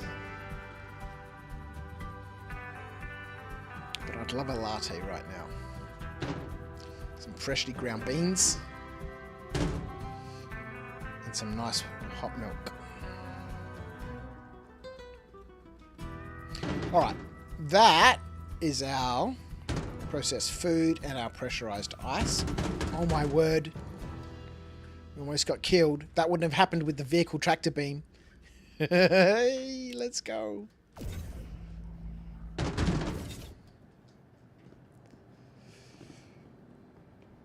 We want to drop these off and we want to pick up some stuff. Yes, please. It kind of needs it like a tugboat to move Rex around. Yeah, if the Reclaimer had a place to put the SRV, that would be amazing. That would be amazing. Alright, so we want to collect this stuff, some of which is going to Herel 5 and some of it's going back to Everest Harbour. And then we'll go out to Herel 5, drop this off. We've got to pick up some stuff from Herel 5, which is also coming back to Everest Harbour.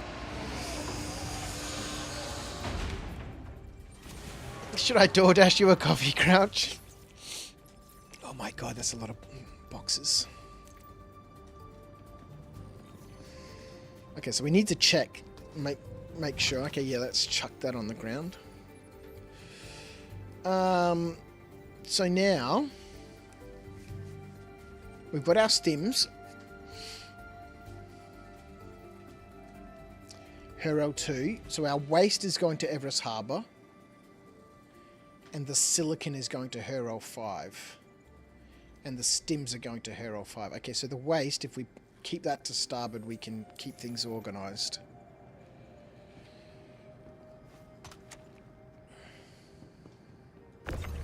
This is our waste, right? See, either the contract ID or this freight's destination. The freight's destination would make it super easy. Where it says waste, underneath that, where it's got the kilograms, you could just have waste, and then underneath it in brackets, its destination, and then underneath that, its weight. So that way we know, you know, when we're organising our hold, whereabouts to position this freight, so that we're not having to naff about in our hold, finding the right freight for the right contract. But given we've only got 2 destinations left, Herel 5 and Everest, if we keep everything at Everest, going to Everest to starboard, and everything that's going to Herel 5 to port, then we can keep our hold somewhat organised. Then we'll drop off and pick up at her L5, and then our pick up at her L5 doesn't matter where it goes in the hold because our final port of call is Everest Harbour, where we shall drop everything off, and that shall finish 4 contracts in this little run. And then hopefully boost us from rookie to whatever the next level after rookie is.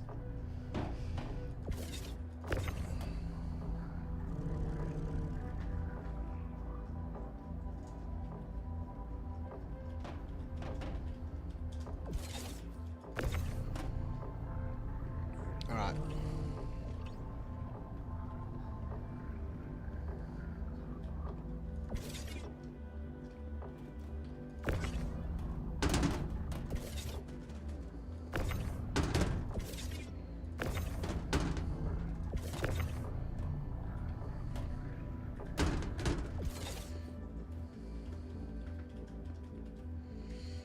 It's somewhat semi-organized, so we don't have stuff rolling around back here.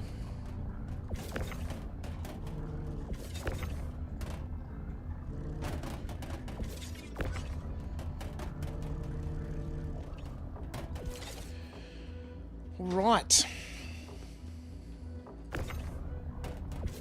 Let's get the rest of our freight and then we're out. Viv can't even fly boxes without crashing. Man, moving freight around is dangerous work, man. It's dangerous work.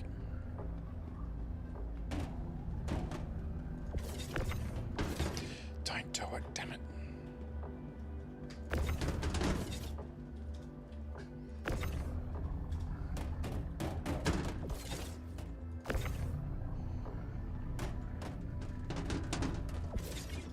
Really? Has the grid on top of this box stopped working? Lovely.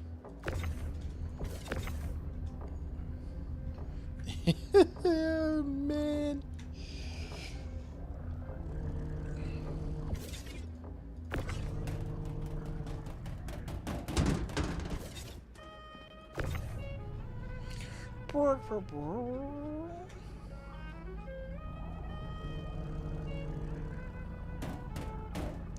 This song, every time I hear it, it just sort of...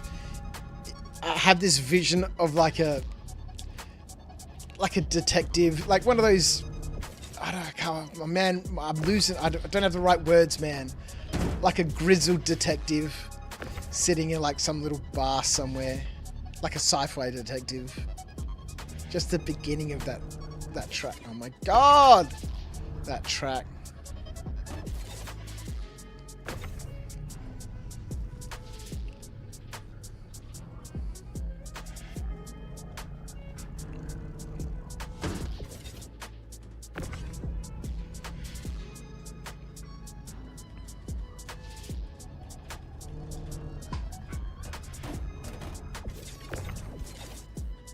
Alright, last box, and we're out. Off to her L5. I guess we should refuel there, hey?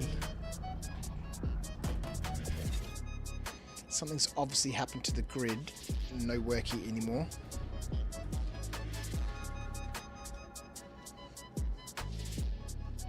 Look at this, man. This is how you move freight.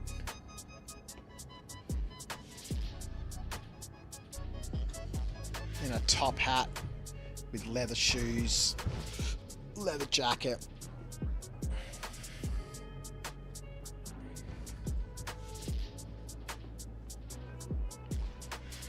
Let's go.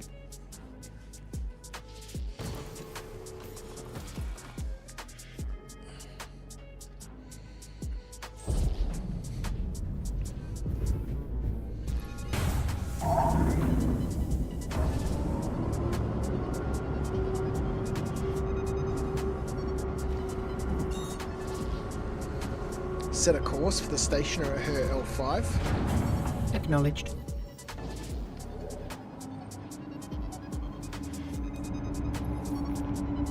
And no worky.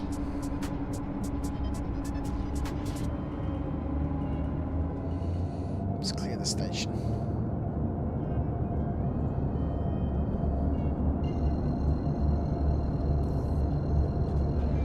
Activate cruise control. Acknowledged. Open the contract manager.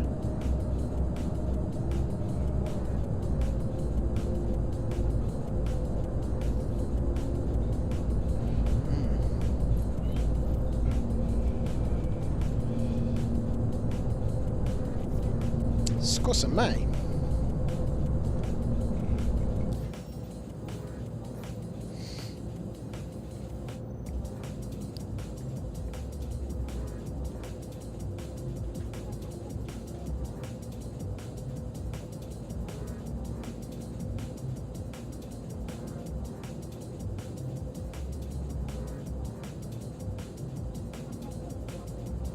Let's have a quick look and see if there is a contract now from her L5.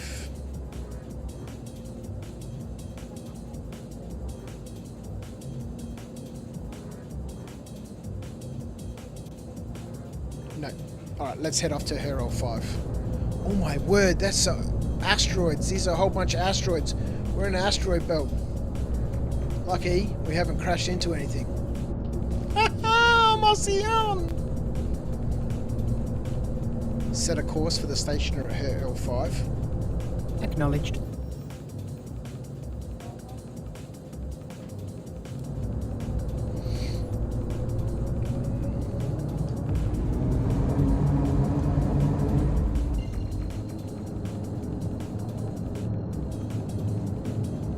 It's typical me, right, to just cruise control into an asteroid field. And then get busy checking Moby Glass contracts and stuff, and then crash straight into some asteroids.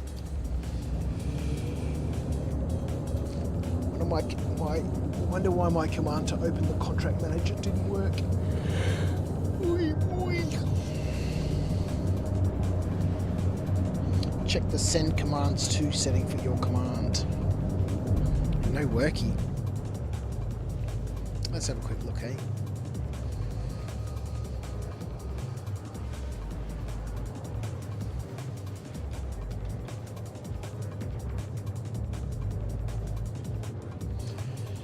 Play around and sound. Press the F2 key. Pause for a second. Move the mouse to this screen coordinates and pause for half a second, then left click.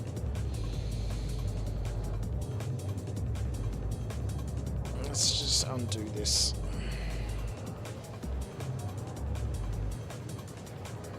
Open the contract manager. Certainly, Commander. Okay, so our mouse movement needs to be updated. Let's go into that. We'll give it a quick fix.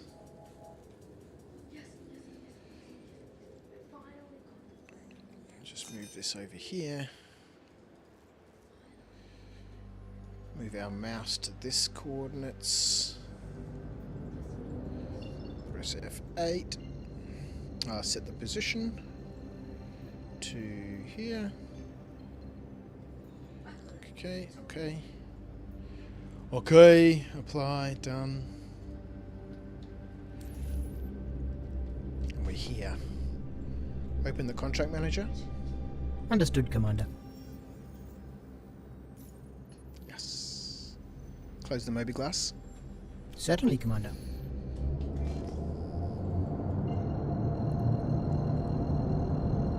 Yellow Core Station.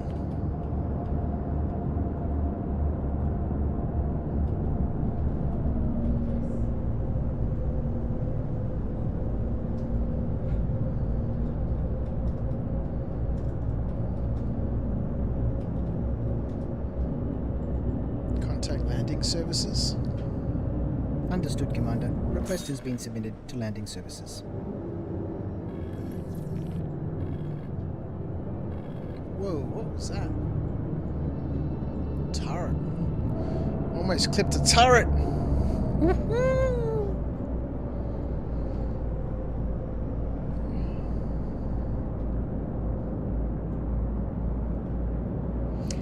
Man, it's going to be so nice when eventually we're able to travel around and pick up missions and contracts and things to do and travel to these space stations and meet some NPCs in a bar who says, you know, blah, blah, blah, I need XYZ, or this has happened and we need your help, or, you know, are you able to do this, or, you know, collect this for me, or, you know, whatever. That's going to be so nice to actually have a living world to get involved in.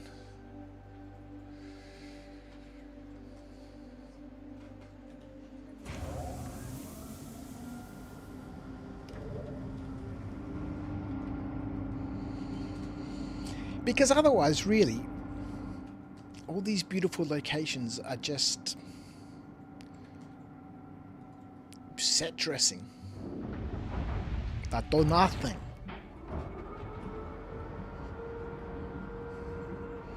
Alright, we got nothing to pick up at her L5. We'll check our contracts just once more. We're just going to drop off a whole bunch of stuff at her L5. And then fly back to Everest Harbour. If there is something else... I mean, I guess we could factor in another stop somewhere. But that only makes sense if there's something to pick up from her L5. So everything to port is going here.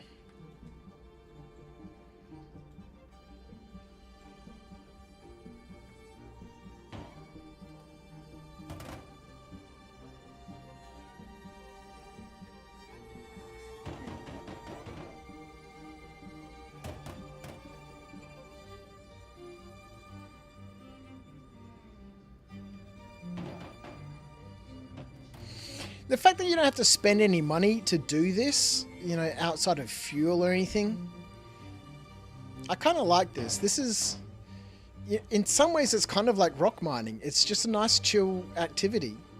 You know, fly between destinations, pick up this, move it over there, pick up this, move it over there. You know, very little risk. At least with these early contracts, I guess we'll see what, you know, how things go with the, you know, with the larger contracts.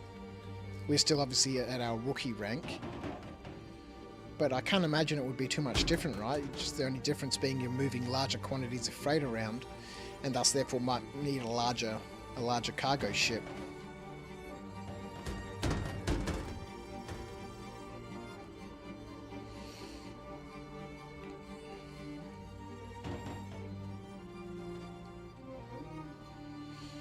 So outside of that one contract that didn't work out, I think, again, because of the spelling error in the contract description, and the fact that it would be nice, you know, for these contracted suppliers to tell you its destination.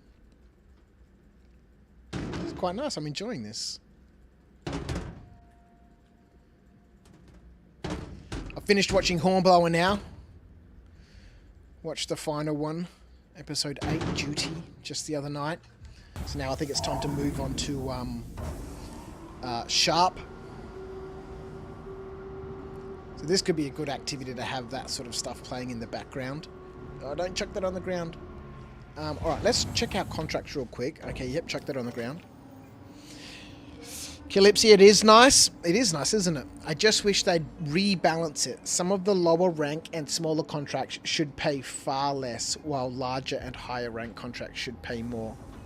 The pay disparity is all messed up. Yeah, it does seem like that. And you know, you would have seen as I've been going through picking the contracts, I'm like, why would I be bothered moving 98 SCU for 50 grand when I can move, you know, 8 SCU for 42? You know, I guess I'm moving 8 1 SCU boxes. I guess, you know, they're factoring into it like this. I'm moving 8 SCU, right? 8 1 SCU boxes versus, you know, 83 SCUs. I'm moving 8, you know, 10 8 SCU boxes plus a couple of smaller ones. Excuse me.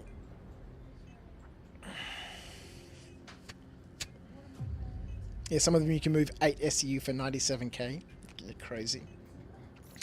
Alright, let's have a look. Hauling.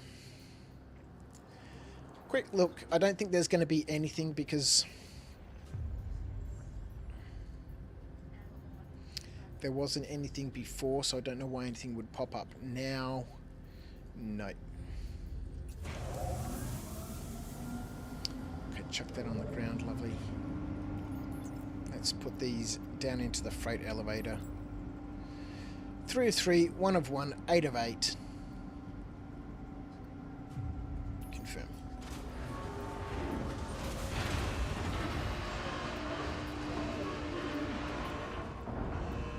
Hey Nungi, it's time for bed, sweetheart. It's 11:30, darling. Huh? Yeah, at 11:30, it's time for bed. I don't care if there's an update, darling. Good night, darling.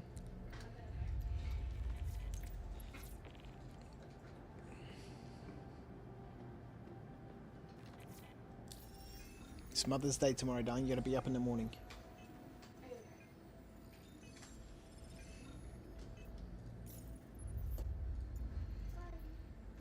And then we're gonna haul everything back to Everest, and we're done with this little circuit.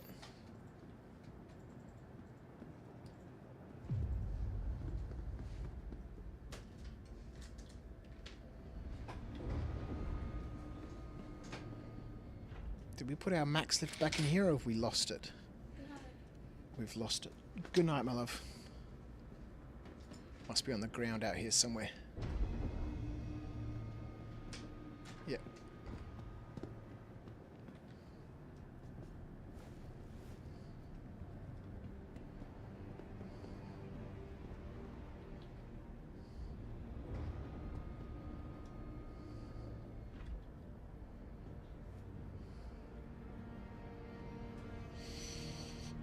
Alright, back to Everest Harbour for the end of it.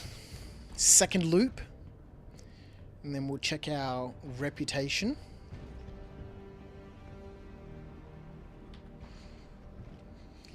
Yeah, this profession, it needs in the Moby-Glass either its own section within the contracts tab, or, and you know, everybody mentions it all the time, the ability to add filters to the list of contracts.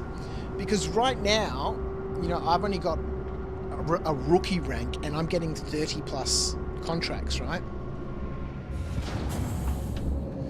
That it would really be nice. Hello.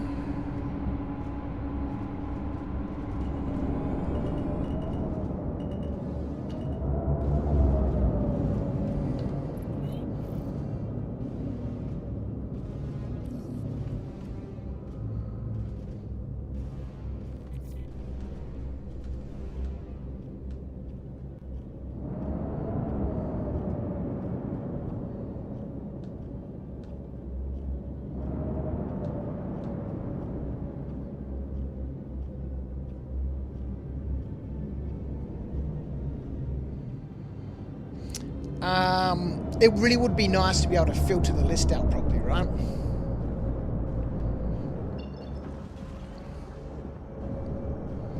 Let's go set a course for Everest Harbour.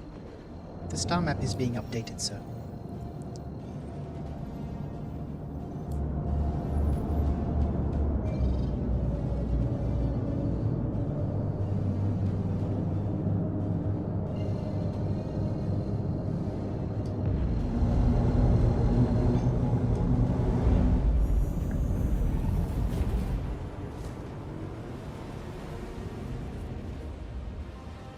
Let's have a quick look at our rep for Covalex. Oh yeah, we're into junior now.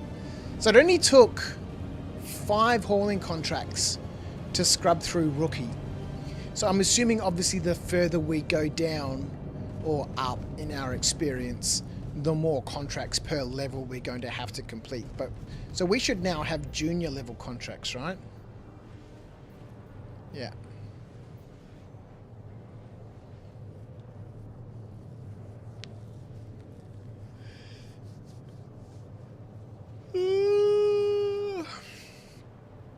Oh boy, man. They processed a bunch of quartz into containers, 8 SE or smaller, and are looking to get it shipped out from a freight elevator. I just checked with the LEOs to see which ones needed this stuff and was able to put together this run.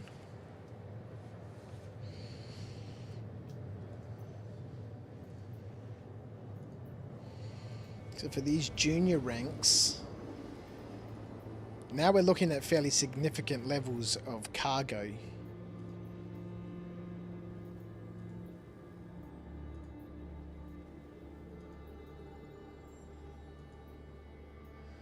Okay, 20 SEU being the smallest here so far.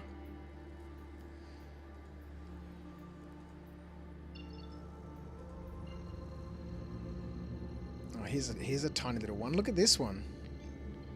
Collect aluminium from crew L1, aluminium and titanium, and deliver them to Port Tressler. 8 SCU in size.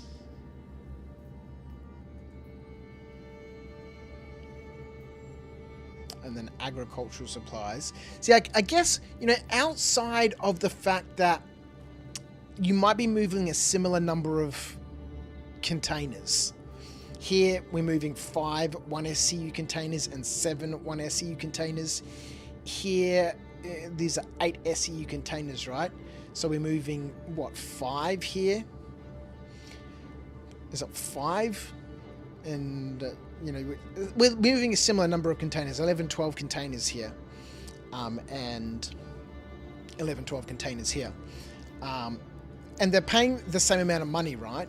But the difference being, the ship that I need to move this amount of cargo in. We have an emergency, Commander. We have an emergency. Frozen Gaming SG, how are you, my friend? Welcome. 07's my friend. Thank you so much for the raid, my friend. Got a raid and run. Well, I appreciate you, brother. Thank you for bringing your community in here across to After Dark. Welcome everyone to the Crouch Potatoes. Mr. Flying Wombat 777, how are you? Hope I have a good stream. Well, thank you, mate. I hope you had a great stream as well. We're just napping about with some hauling. You know, having a look through it's not something that I've really done a great deal of. It's not something that I've checked out very much. We are, when, you know, let's have a, can we peek inside the cockpit whilst we're here?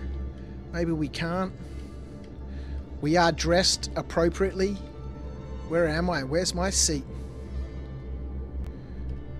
Oh man, just tap that key just a little bit. No expat brat am I. We are dressed appropriately in a top hat and some leathers and some you know, sci-fi glasses to haul a little bit of freight around. Let's drop this stuff off at Everest Harbour, which is where we need to go. So thank you, Frozen Gaming, for bringing your crew here. Flying Wombat, thank you for the follow. We're checking it out. You know, what is hauling like? It's not something I've done a huge amount of. So I figured, look, let's jump on. It's Saturday night. Let's get some fancy duds on. Let's put a top hat on. And let's go out and, you know, haul a little bit of freight around and have a look at what this game loop looks like. Because as I mentioned, it's not something I've done a lot of. And I've got to say, and I was just saying just before the raid, it's super chill. It's really relaxed. You know, it's the sort of thing you could just have a movie on in the background and, or, you know, talking with some friends on Discord or whatever, and just chill out.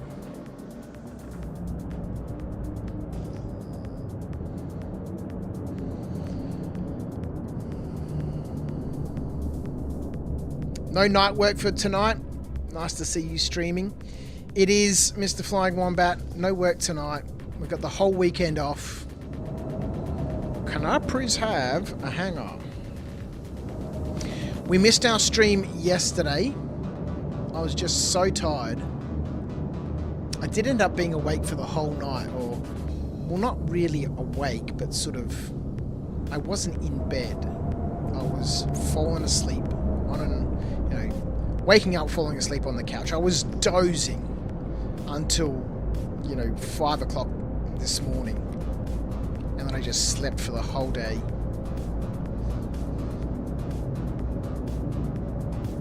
And then got up and I was like, I'm gonna stream a little bit of hauling because it's not something I've done a lot of, and it's something that I'm interested in checking out.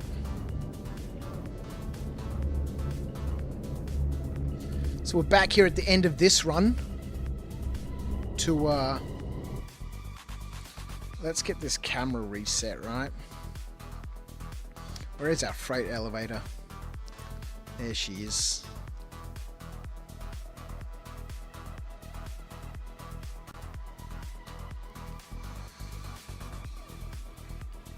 And I gotta say, there are a couple of little things that I would like to see tweaked, but overall it's a super chill experience. Yeah, you did that with mining, Wombat. I was just saying that I finished watching Hornblower again. So I think now it's time to put some Sharp on. And just chill out with a little bit of, you know, sort of activity that you don't really need to focus a great deal on.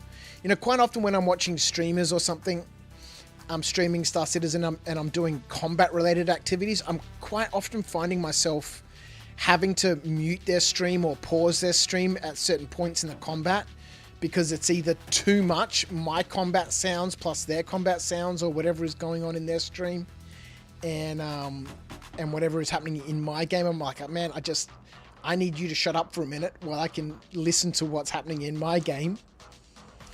But this sort of activity, it really wouldn't matter, right? You could have anything playing in the background, like a streamer like me talking and rambling on about nonsense, somebody who's doing combat related stuff, a video podcast, you know, whatever, because there's nothing significantly intensive, you know, about this sort of activity that requires an intensive level of concentration or alertness.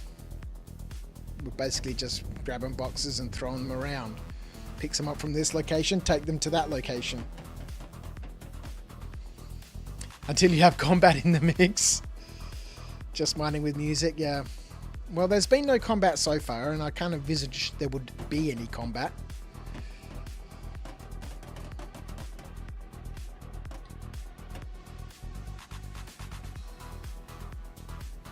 Right, this is the last leg in our contract.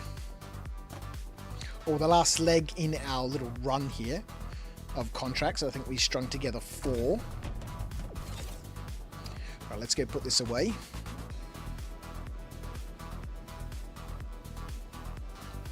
I love this weapon rack in the hold here, man, inside this Zeus. It's so perfectly positioned.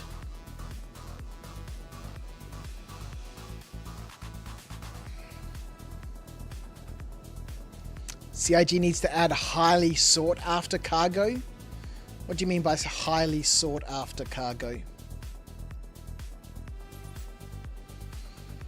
Let's drop this off. And that's the last run in that little hauling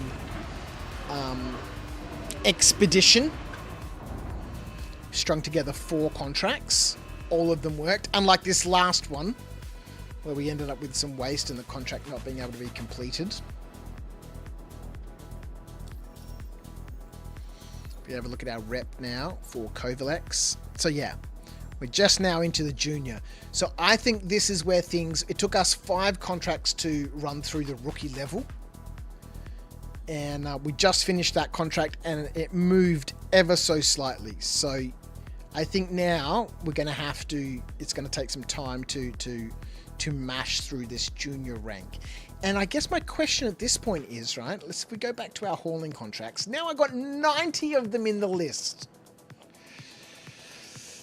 See, this is what I was saying, and I think everyone who does these hauling contracts has said the same thing, and I think every streamer that I've seen talk about, you know, hauling has said the same thing. We need some filters at the top up here. Let me just filter this for junior rank contracts to start with. And then let me filter it for a pickup location or a drop-off location or an SCU size or a box size.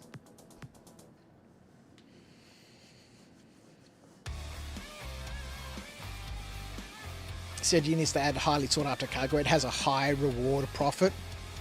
Well, we did have that, like Metaphysical says in the last patch, and it was fun getting it and making millions.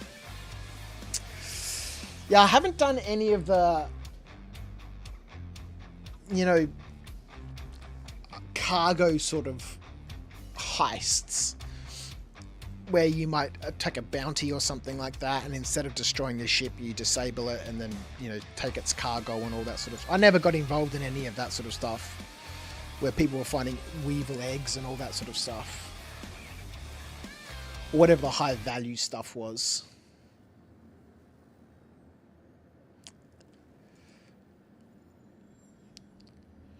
Couldn't deal with that guitar wailing in my ear. My bad. I sorry.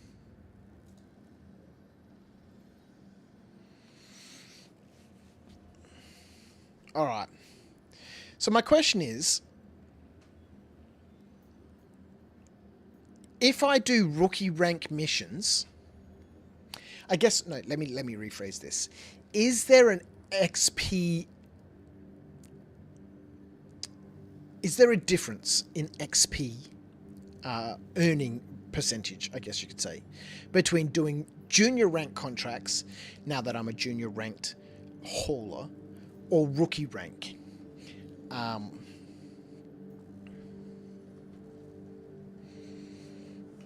Just do 2 to find out. Because if we have a look, as we were having a look through before, the junior rank missions, well, actually, all of these ones seem to be quite small now.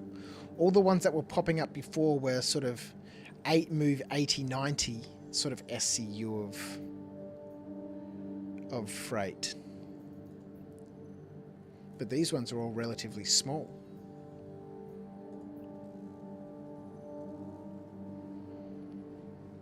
Stick to the highest rank as it gives more reps, says Rhino. Emily, I was asking, if now that I'm a junior rank hauler, should I focus on doing junior rank missions, or if I do rookie rank missions, which are probably a little bit easier and pay slightly less, do the junior rank missions earn more XP or more rep than doing the rookie rank missions? Rhino says I should stick to the highest rank as it gives more rep.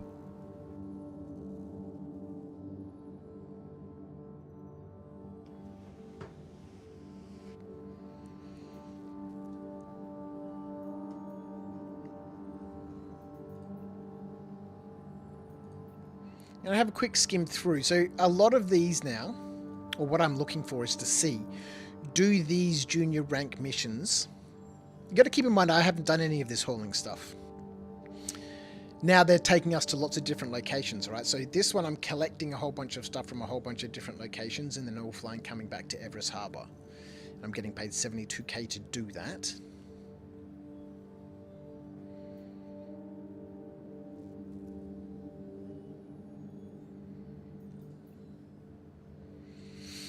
This one has me going from Everest to a whole bunch of different destinations. Her L5, her L4, her L1, and her L2. And if we go back up to the other one, her L4, L1, L2, and L5.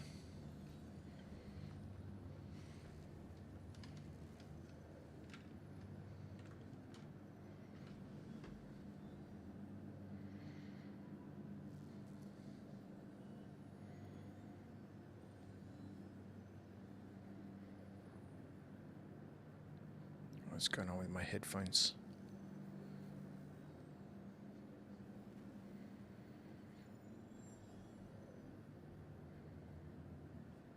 Sound is pulsing in and out.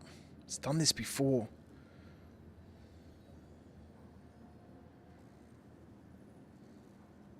I don't know why. Let's keep going. So I guess I could string together some of these ones, her L2, L4, and L5. So we can take these stims to these locations. Junior. L1, L2, L4, and L5. And then pick up this waste and then bring it all back to her L5. Do both of them together since you are going to the same places. Yeah, the highest rank should give more money / rep. Low rank is a pain as you have to go to multiple places. The ones that say direct on the contract name only go one place. Yeah, this is the other thing, right? I need, deciphering, this naming convention. Direct. Solar, small cargo. This one doesn't say direct, so it's going to multiple locations.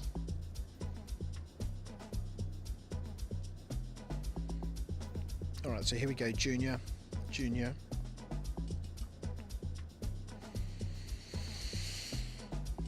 So this is another 1, except it's factoring L3 here, so we're going to all Lagrange points. Okay, this is planetary, planetary, planetary, planetary. This one's direct.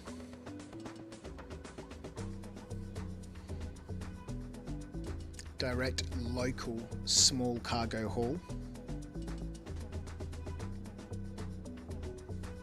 See, these ones here where you're going between distribution centers, these might be cool to, you know, double up with whatever contracts you can find at those distribution centers, whether they be the mercenary contracts. I don't think you've got the investigation contracts there at the distribution centers at the moment. I haven't seen one for quite some time.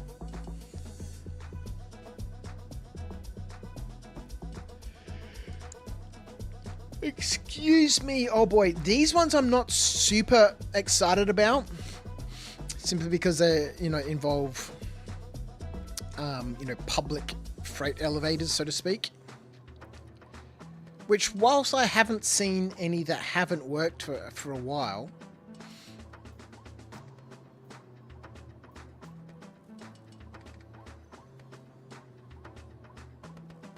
collect hydrogen fuel, quantum fuel, and ship ammunition from Tesa Spaceport and take to a whole bunch of different locations. HDMS ones on moons are often bugged. Yeah, you know, that's the problem with the public freight elevators, is they can be hit or miss whether they're working or not.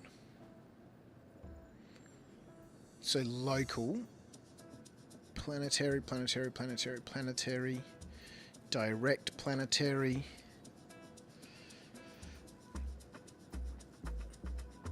Yeah, again, all these variables would be nice to have in a filtered option, especially for this profession, because I can imagine as you go up to the, like, what's the next rank, right? Up to member. What, we're going to end up with rookie, junior, member, experienced, senior, and master level contracts in that list. It's just going to become monstrously huge, right? I can imagine those people who have been doing this. This is the game loop that they love, and they've worked their way through, and they're up at these, you know, upper ranks, have these massive lists of contracts to look through. I've got 90 already, and we've just gone through the first one. Like Emily says here, God, the filters need to be done so much. You've got up to experienced, and I've got 152 contracts I can choose from. Yeah, it's crazy. Yeah, like Rhino says, stick to the stations. Rhino's at senior, and the whole C loading, unloading is not working, is killing the rep grind. Alright, so I think we had... So we want to collect waste. Just a very small amount of waste from each of these stations. Let's accept that. And if we go back, there was another one.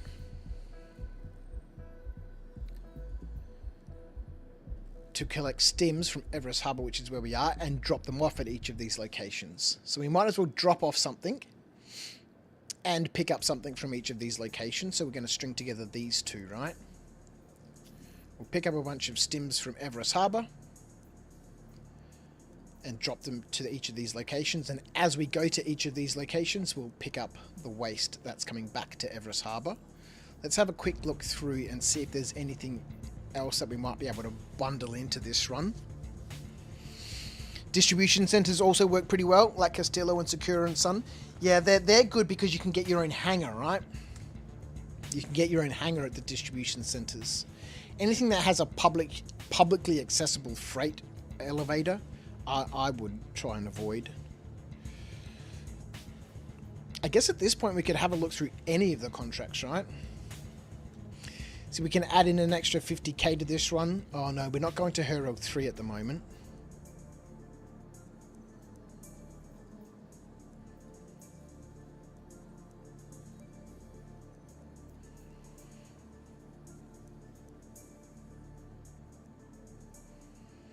We are going to both of these locations, Hurl 1 and Hurl 4. We probably do have the space in the ship to be able to take some pressurized ice and some processed food to both of these locations. We're going there anyway. We're going to have space in the ship. So I might throw this one in there as well. We've got to remember, you know, we might split our hold into port and starboard, forward and aft, because we're going to 4 different locations just so we can try and keep our hold somewhat organized. But that adds an extra 51k.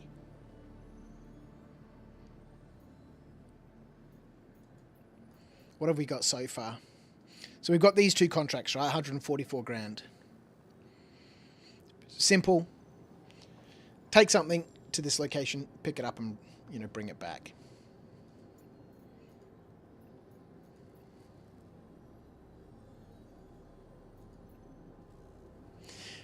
You could spend ages doing this.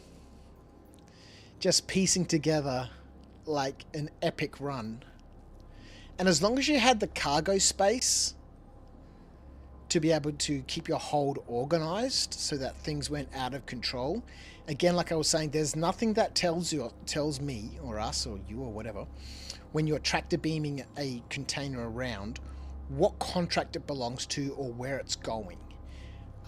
And so you need to be in control of your hold, how you organize stuff, because otherwise it could become terribly confusing. And I guess even from that perspective, you know, when you've got similar types of cargo, like if I had pressurized ice going to 2 different locations, it's not enough for me to know that, okay, this is pressurized ice, and it's going to this location, but which contract does that pressurized ice belong to? Because if I put the wrong pressurized ice on the freight elevator, you know, it causes problems, right?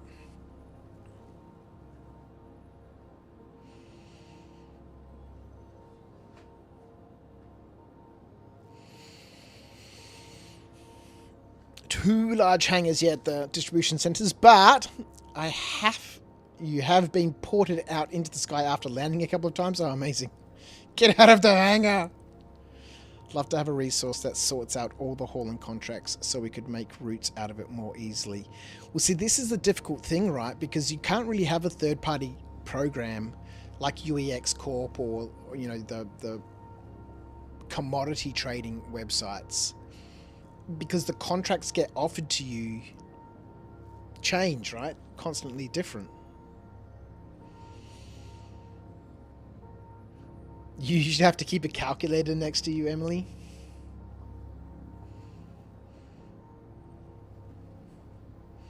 A filter of origin station, a filter on destination, a filter for total SCU, and a filter for rep. I don't know if we'll get a filter for rep, but it seems to be very hush-hush about how they organize the rep. Alright, let's have a quick look through and see what else we can see that might just be a nice bonus to chuck into this. Okay, let's see if there's anything direct, right? 84 is too much. 8 SCU of pressurized ice and processed food. That just adds 1 extra component to her L2, pays us 41 grand. You know, this one was 51 grand, and it's taken us to a couple of different locations. So we'll have to organize our hold again by location.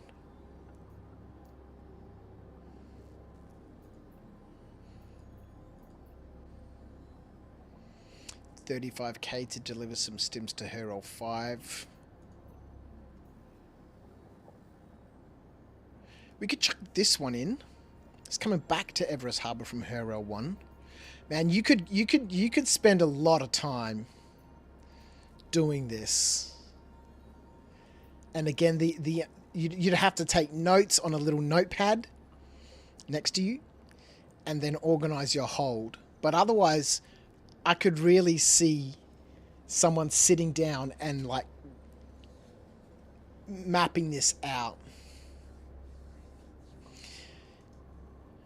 I think even if you had like a website that allowed you to organize your hold. So for example, it you know, brought up a little image of a C2 grid.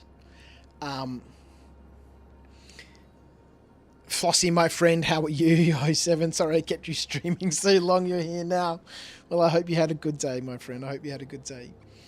I could totally see a website that would allow you to bring up a ship's grid, right?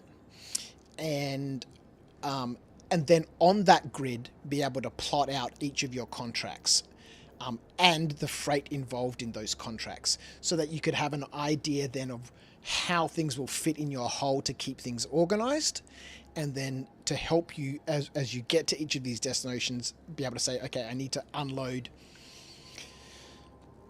like a chessboard, you know, or however they, you know, name all the squares in chess, you know, you there, Charlie 1, Charlie 2, Charlie 3, etc.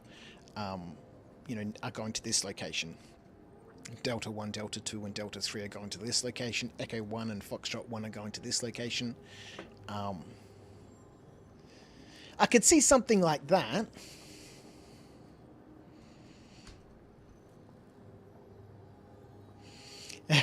Demo 93, how are you? You don't need a day to do this, bro. I can tell you for free right now that they do suck.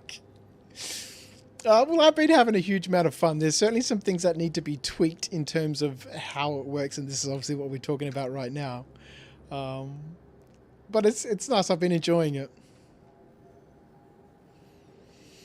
Emily, size does change. Sometimes you usually do 3 missions at the same time with your hull A. They pay about 100k each, but one day it's 60 SU, next time it's 64, sometimes it's 70.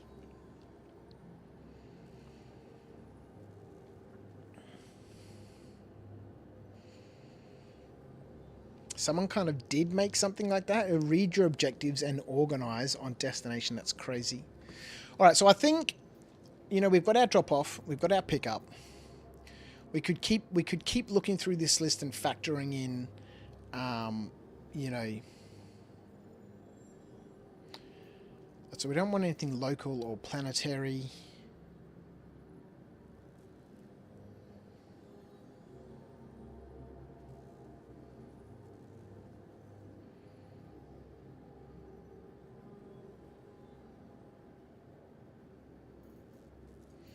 Nothing local or planetary. Let's go back up. There are some psychopaths out there who enjoy manually loading and unloading cargo, but even if you're one of those guys, the payout is still just not enough for the effort involved. Well, I don't know. I've never been one of those people interested in payouts. The economics in this game are ridiculous. The amount of money that people can earn in this game is ridiculous. I'm a firm believer that it should take you months of gameplay to be able to afford a new ship, not just go out and do contracts for a couple of hours and buy a new ship every other week. So I'm one of those psychopaths. I'm one of those psychopaths. I love the hard grind. And, you know, that's why in my own series, A Life Uncharted, I make it super complicated. And even in the second edition of A Life Uncharted that's coming up, you know, Argo's not going to be able to earn the full amount of money from doing any of these contracts. He's going to earn, at the beginning, 40% of this contract. The rest of it's going to go to the Cargo Guild. So, yeah, I'm a masochist, and I like the grind. And I like the slow path. But you could spend a huge amount of time going through this list every time it bloody changes and factoring in. Like, we've got to go to... No, we're not going to Herog 3 right now. Yeah, you could spend a huge amount of time putting together like a crazy course, right? Route. But even if you're one of those guys, the payout is still just not enough for the effort involved. I think the payout for this is, you know, I think the payout for other things that you can do in this game is way over the top. Way over the top. Out of control. Out of control. Alright, so these are our 4 different destinations. 1, 2, 4, 5.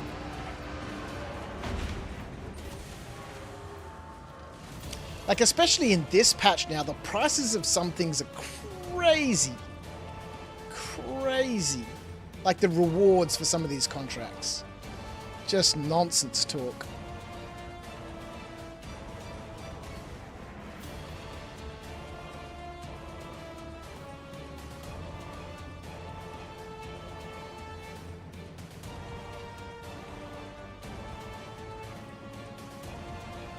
Hang on, what the hell's going on here?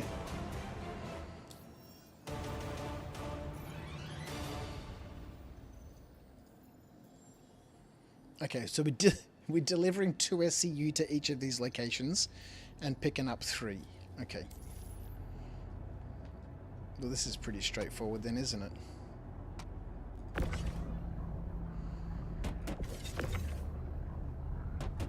So I guess it doesn't matter which one of these boxes we take to which location then. As long as we're delivering stims to a specific location, that's I guess that's all they matter. It's not a specific box. This specific box of stims is going to this specific location. So that, I guess, makes hold management a little bit easier. Pyro bounties right now pay insanely high. Do you think they should pay less, or should others? I think they should pay less. I think everything should pay less. I think everything should pay less. If something seems insanely high, then others shouldn't be boosted to be insanely high. Whatever is insanely high should be nerfed considerably. Considerably. Like I said, you know, Star Citizen, the way it's been designed and its development process, has dug itself many, many holes, and has created and fosters a community of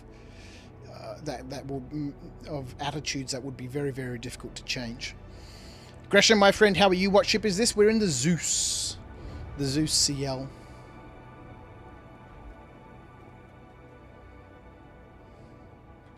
Lovely little ship. I love this ship. Although I never spend any time in the kitchen.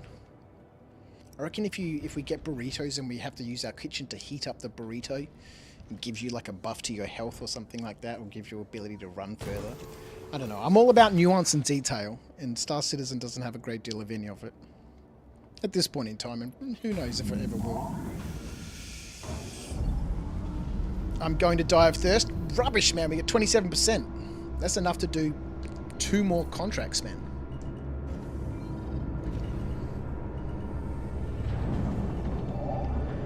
We got plenty of hydration. Until that's flashing red and says anything other than, you know, 1, 2, 3, or 4, or 5, we've got heaps of time.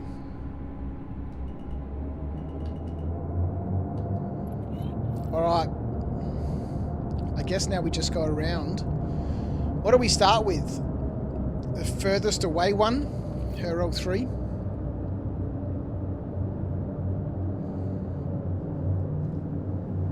Yeah, so we're in the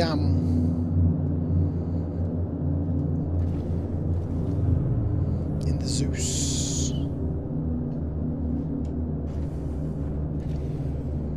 The Dorito, the mini Dorito. Let's go over to Hurl 3. It's the furthest away. Set a course for the station at Hurl 3. Acknowledged. Doesn't it get faster the lower it gets? I don't know. Let's find out. Let's find out. We can find out together.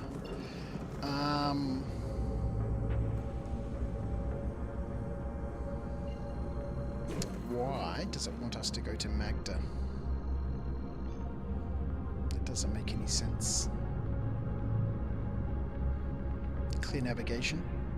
Yes, Commander. Navigation cleared. RSI ships are so painfully mid, dog. I don't know what painfully mid means. I'm an old man. I love them, man. I really enjoy the RSI style. Big fan of MISC.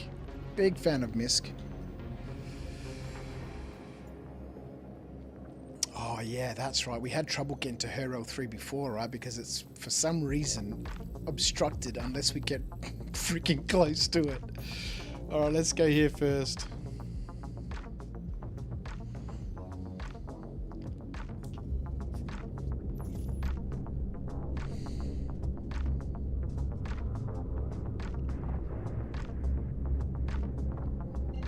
let's go.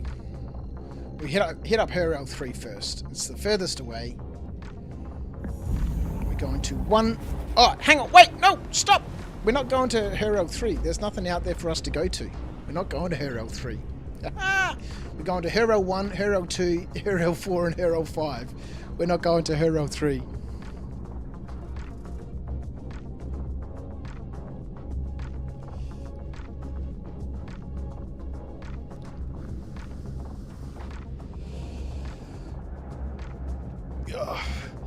There's nothing wrong with phallic symbology, my friend. Nothing wrong with phallic symbology. Clear navigation. Understood, sir. Accessing Skylink and clearing route. If you have an issue with phallic symbology, that sounds like a you issue. Alright. I guess it doesn't really matter where we go. It does not matter. We're dropping off and collecting stuff from each of these locations. You normally go clockwise round, L5, L3, L4, etc., Flossie?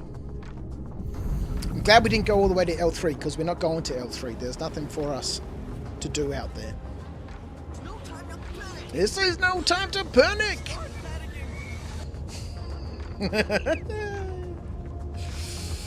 There's no time to panic.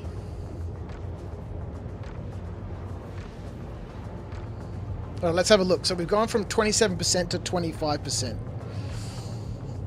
You know what we need is a timer. Let's see if it does speed up the lower it gets. We need a timer and a stopwatch.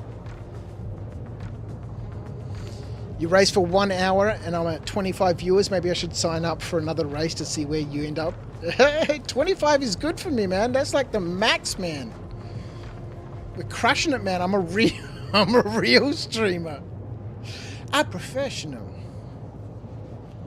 I'm professional.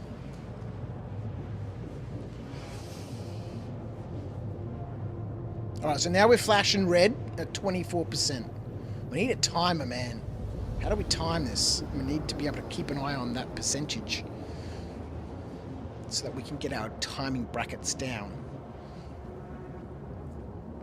Does it get faster? Does our dehydration decrease faster the lower it gets? Again, I'm not concerned about that until it says anything less than 5. Because I got drinks on me, I don't need to go find any drinks. If I didn't have drinks, I'd be concerned, but you know, we got some crews. Everyone's favourite neon poison in me old locker.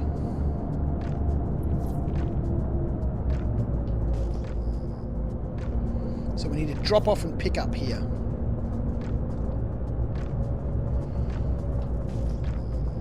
Contact landing services.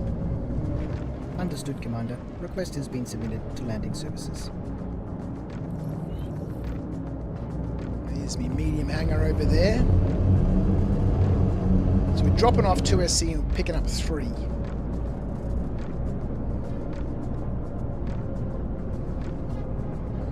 can just buy a ton of drinks and put them in your ship. Yeah!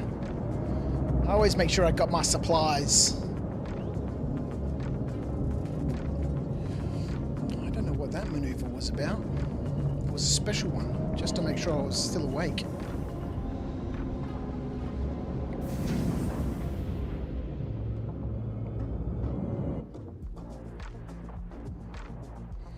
Alright, so we're dropping off 2, picking up 3.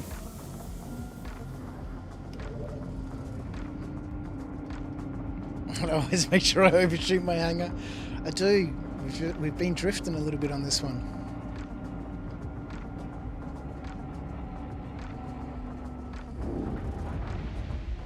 It's down to 23%.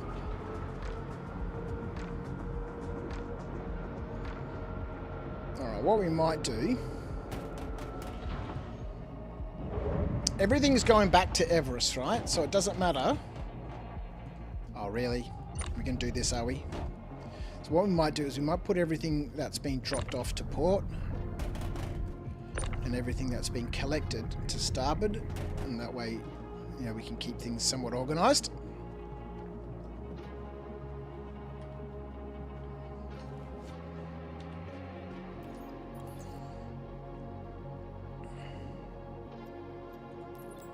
22%.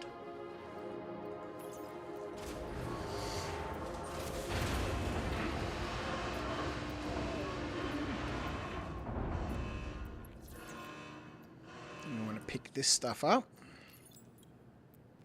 This is a nice, quick, little easy. Well, I don't know if it's quick, but it's certainly easy little run, this one. 144 grand. No risk. Watch a little bit of Sharp in the background. Hey, I'm supposed to be picking up 3 SCU. This is a freaking 2 SCU box.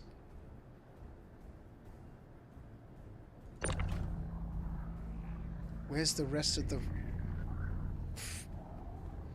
freight? Oh, hang on. Oh, no, well, maybe this is the 2 SCU. It says deliver 3 SCU, 3 SCU, 2 SCU, and 3 SCU. So maybe this is... Maybe I had to pick up 2 SCU from here. It confuses me, man. 21%. It does seem like it's getting faster when it's in the red, right? Once it starts flashing red, our hydration seems to drop faster.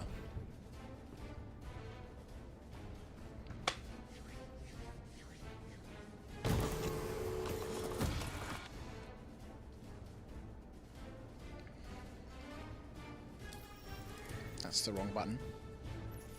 That's the right button.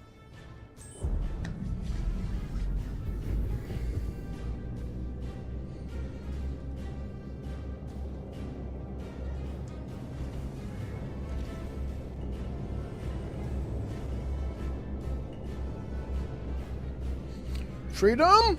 You are clear to launch.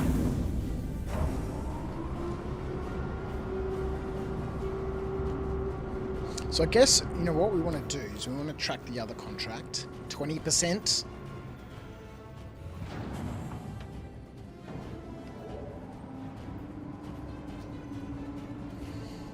So that way we can...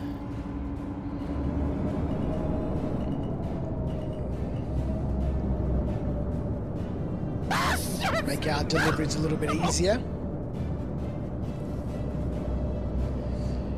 No slash. That does not work. That does not work.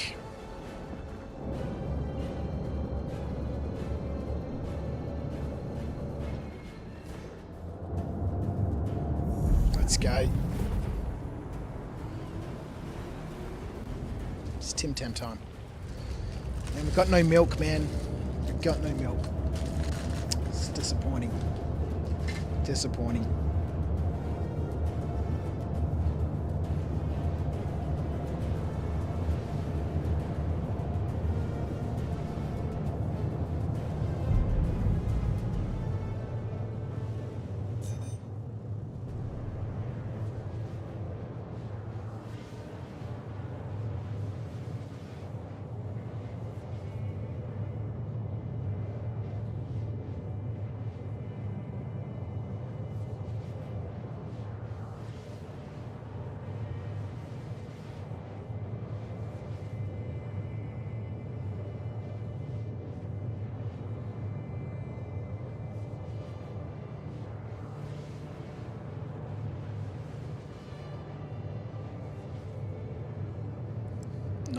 %.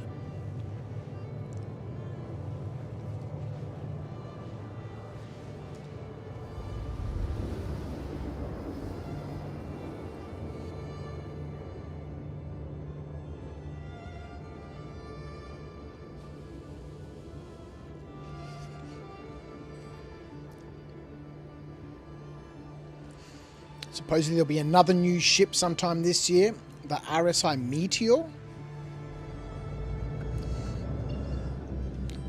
What is the RSI Meteor? Is it a mining ship?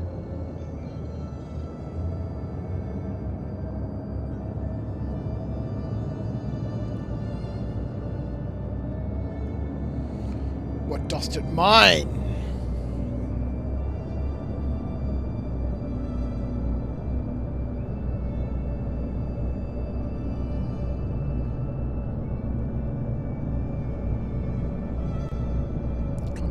landing services. Understood, Commander. Request has been submitted to landing services.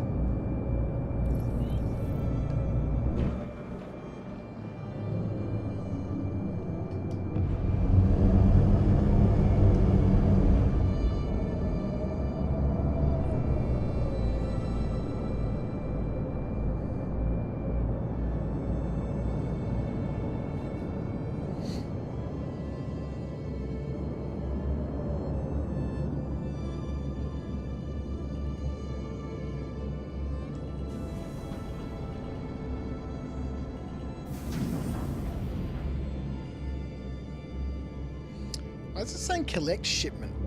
We're tracking a mission that requires us to drop things off.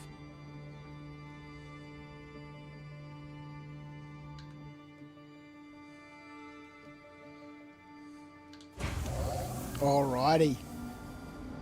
John Cruise did not reveal much. He just said it will punch above its weight class. I didn't overshoot the hangar for. Oh, was this at the Bar Citizen in Beijing, was it? Where they revealed some tidbits. Alright, so we need to drop off one of these boxes and pick up 3 SCU.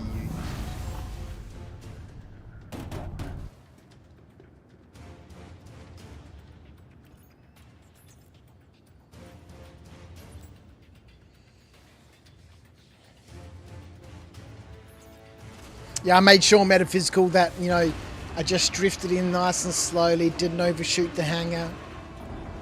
I was consciously aware of it. Alright, so we're picking up 3 SCU.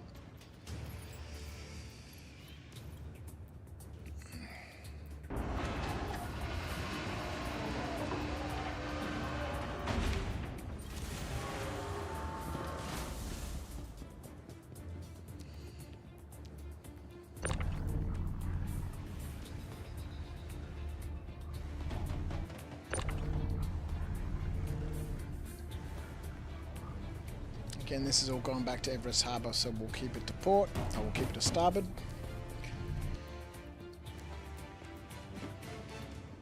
It depends, I guess, on how much you're moving about.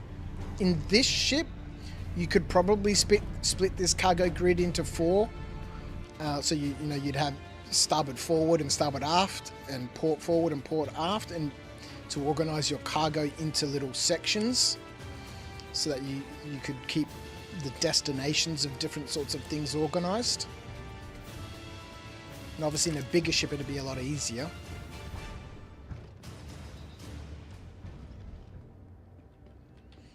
Alright, next port of call. Do-do, do-do, do-do, do-do.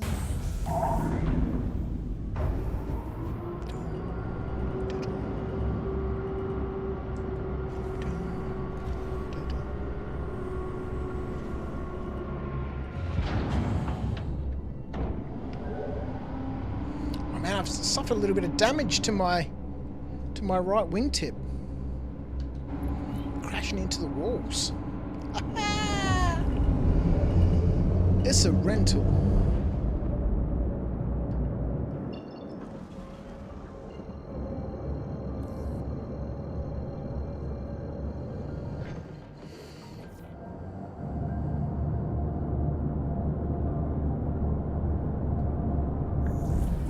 Let's go.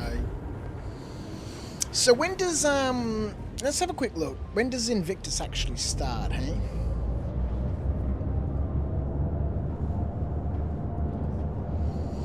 Roberts Space Industries. Thursday the 15th, hey?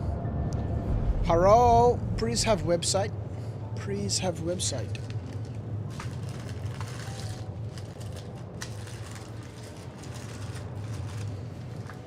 Save the date, man.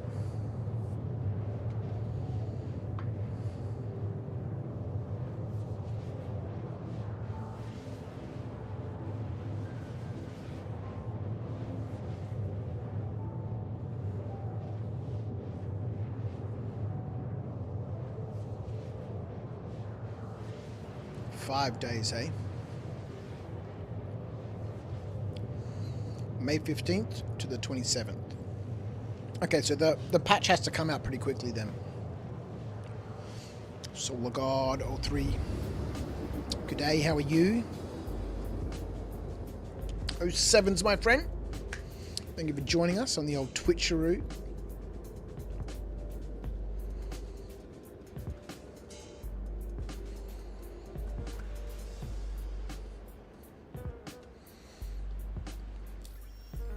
I thought we changed the contracts that we're tracking, man.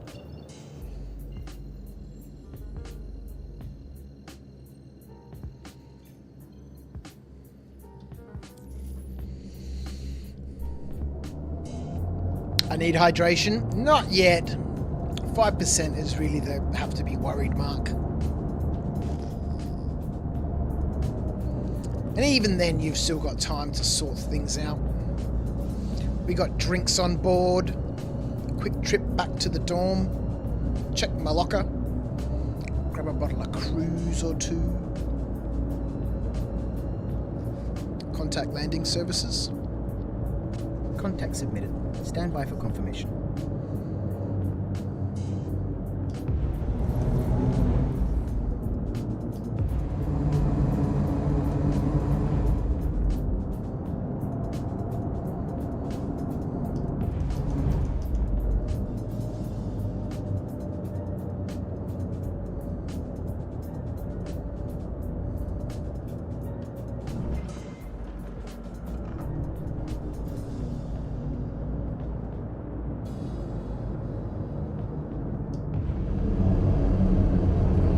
Overshot it again. What is this rookie behavior?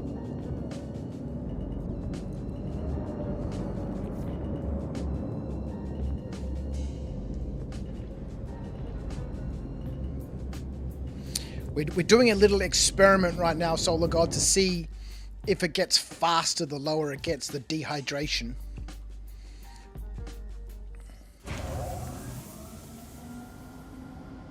And it seems to be okay at the moment. Mr. Chuckleberries! Cargo mission assessment? No, we've already done the assessment quite some time ago. Now we're doing different sorts of contracts.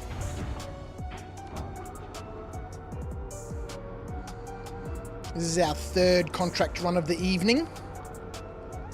We've finally become a junior contractor. Dropping off 2 SCU of stims here. And picking up 3 SCU of waste, I think it is. Stringing together these 2 contracts.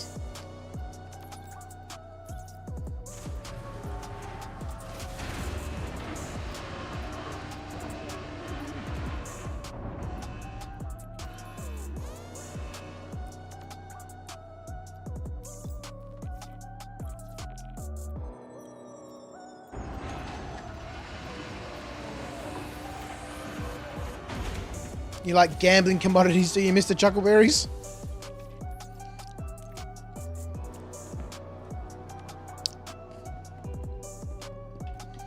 No, I like the holding. No risk. No risk.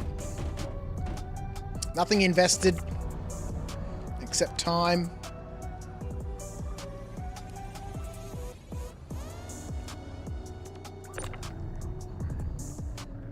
We did a little bit of commodity trading. Did we do it last week? I think we did a little bit of commodity trading last week, but not a huge amount.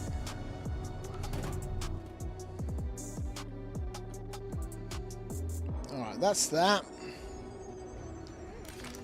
One more port to visit before we head back to Everest Harbour and drop off all this waste we've been collecting. Dropping off stims, picking up waste from each of our 4 ports that we're going to.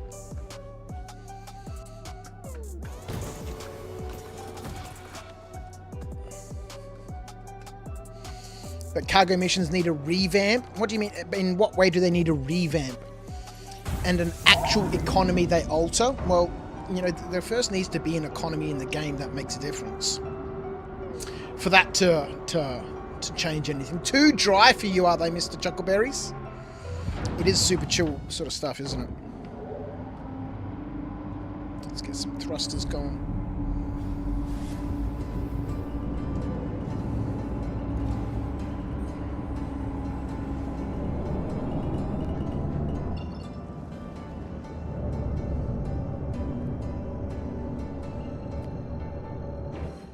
Off to referral 1A.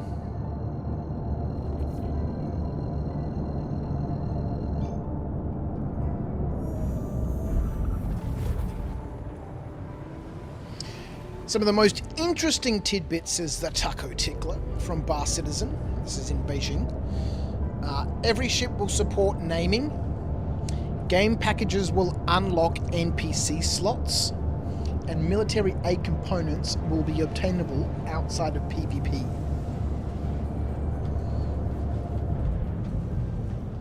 That's pretty cool. Every ship will support naming.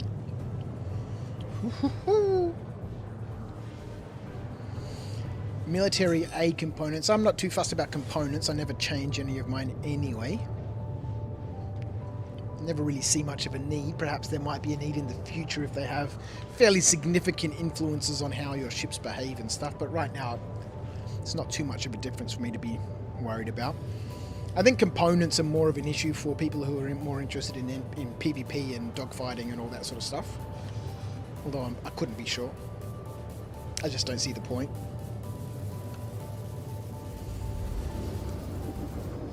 And game packages will unlock NPC slots, hey?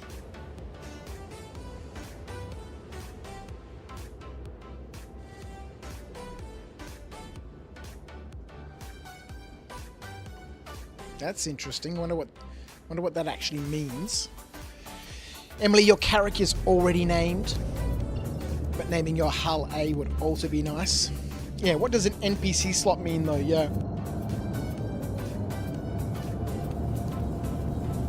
Eclipse, you think it's NPCs to crew your multi-crew ships? And they're tying that to game packages?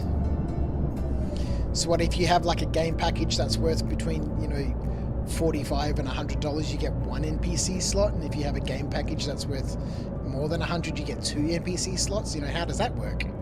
How does it work?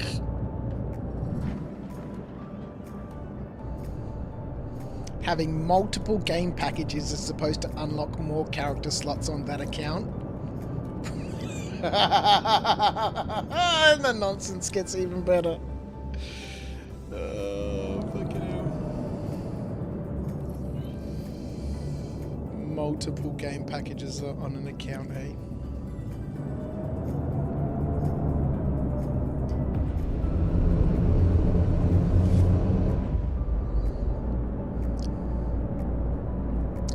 Crazy talk. That's always been the case. What do you mean by that's always been the case, Rhino? This is the first time I'm hearing about NPC slots at all.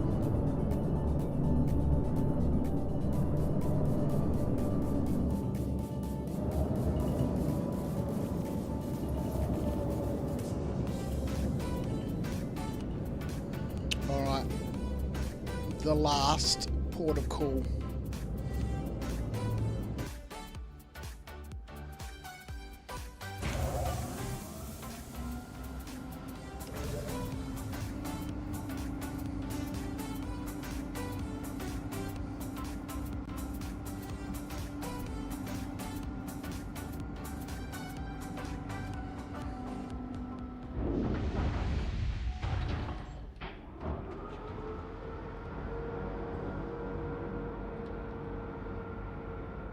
We're down to 9%.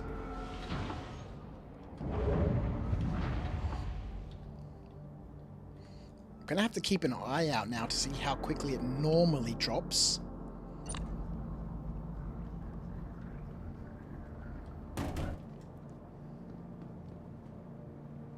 I guess if we could do this exact mission again.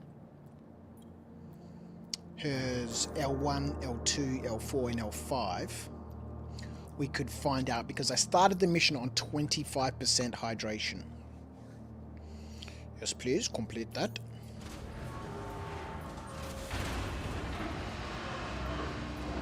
And we'll rehydrate when we get back to Everest Harbour. And then I guess if I manage to get this contract again, the same contract, take 2 SEU of stims to her L1, L2, L4 and L5 and pick up 3 SEU of waste from each of those locations and bring it back to Everest Harbour. The same mission, starting at a higher level of hydration. Do I lose the same amount of hydration? And if I don't, and thus therefore I lose more in this experiment, then we can confirm the hypothesis that as your hydration gets lower, it decreases faster.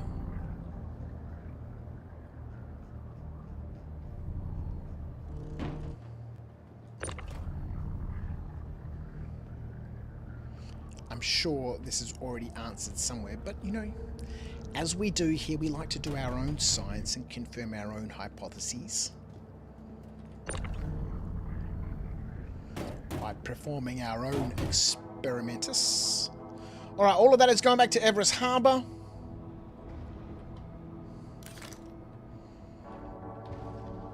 Alright, so technically we should have completed one of the contracts. We have. Ha ha ha! Now we just need to take everything back to Everest Harbour. It's gone to 7%. We've lost 2% just in the time of us being there. So yes, I think the lower it's getting, the faster we're losing our hydration. This could be a dangerous situation. It's getting blurry. It's getting blurry, folks. What's going to happen? Who knows? It's like being in Willy Wonka's chocolate factory.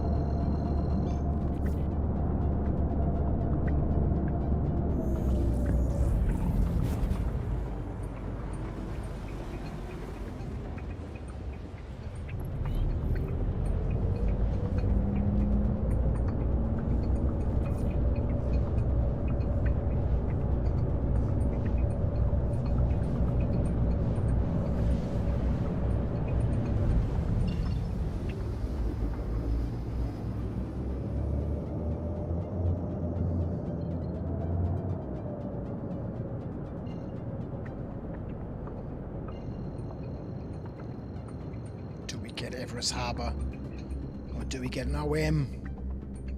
What's it gonna be? I'm about to die of thirst. Nah, not yet, man. It's only at 6%. We got heaps of time left. Heaps of time left. Starting to go blurry, but you know, look at this. There's a space station in front of us.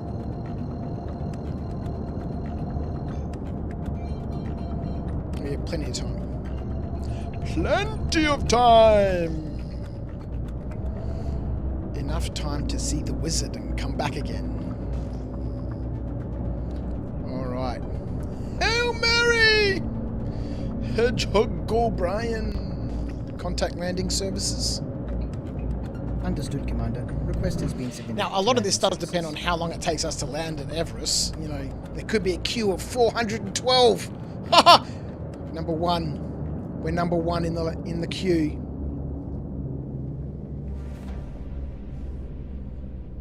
You think I'll die before I land?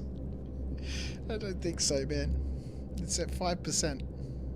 6 even. 6. Not even 5 yet. Not even 5!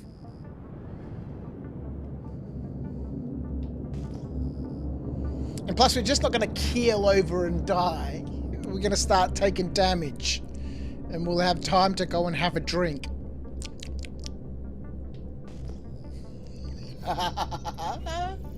Imagine if that was the case, right? When you just...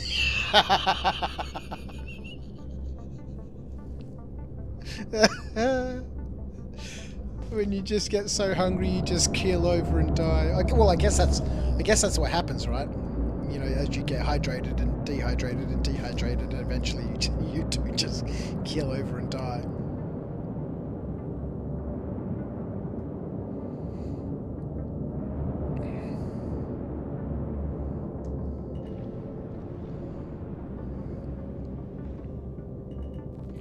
We've got to complete the mission first.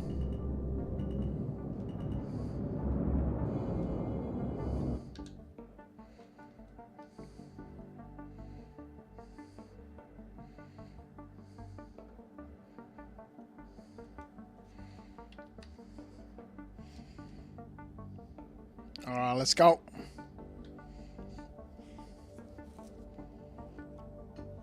I think we're at 3% hydration now. What do you reckon? It says that. You reckon that says 3? Let's have a look what the Moby says. What does the Moby say? Who knows? It's too difficult to read.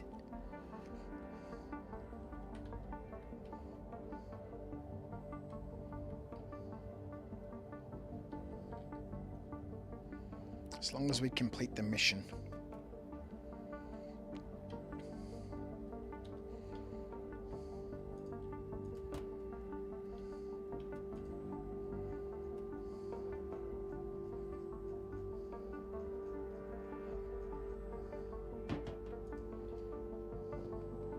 I think it says 4% now. It says 4%.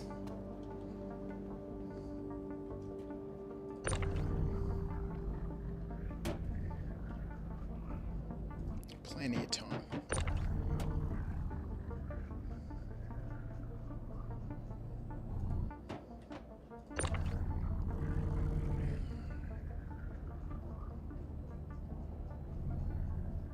Not a bad little loot for 144 grand. Nice and simple. Drop off and pick up a handful of freight.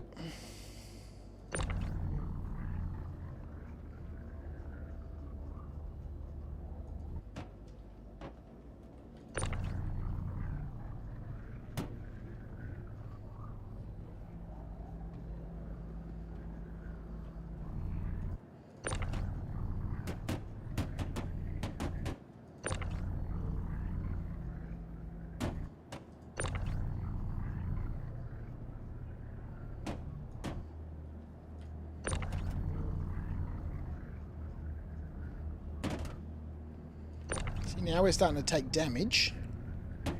Plenty of time. Let's finish our mission.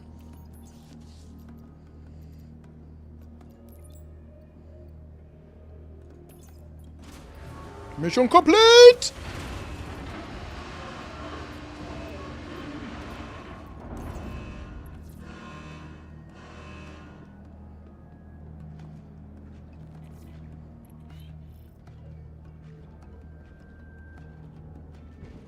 Let's see if it bloody ticks the mission off. Is it going to complete it? Let's have our drink of Cruz. Cruz. I don't think it's completed the mission. Freaking hasn't. Are you kidding me?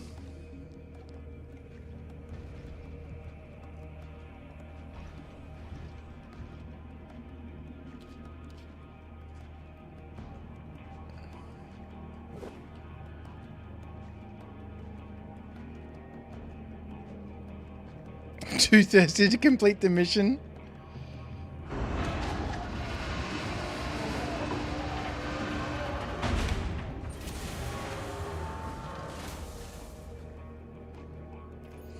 So we got a whole bunch of waste now in our warehouse, don't we? We'll have the 4 SE of waste that we had before.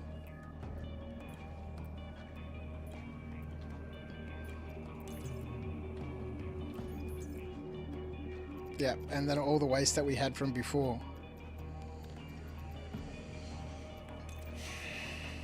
Alright, let's have a quick look.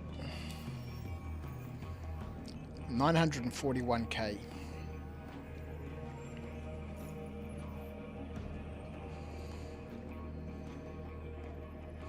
So it's accepted the weight from her L4, the waste.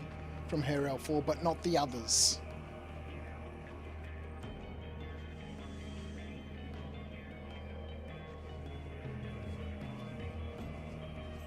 That's a bummer. That's a bummer! Yeah, we tried that last time, Rhino. It's all just scrap now, sitting in our warehouse. It doth not worketh. And again, it's impossible to know. Elevator overloaded. Your current selection exceeds the elevator capacity. Let's send it down. Yeah, we'll try it again. Of course we'll try it, but I'm not holding out much hope.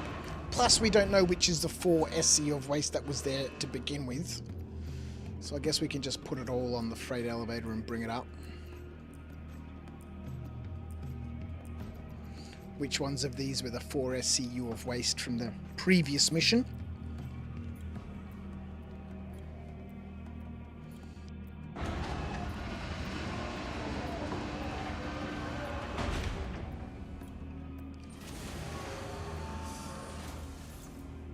Send it all back down. No worky. No worky.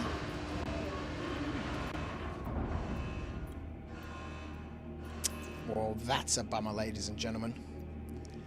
That is a bummer. Now, it's difficult to know if I actually got paid for the contract or not. Again, because there's no ledger, right? Of which tells me which missions I've been paid for and which ones I haven't been paid for. Let's just submit this and be done with it. 941. So we went up from 941 to 952.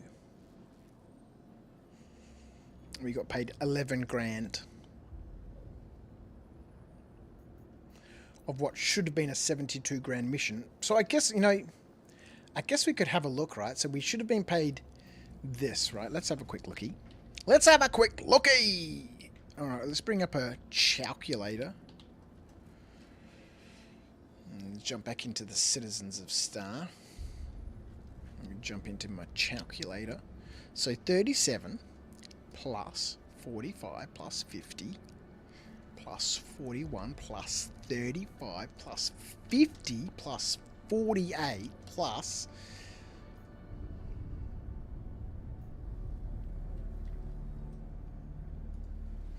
72 plus 72. So we should have been paid 450 grand for our contracts so far.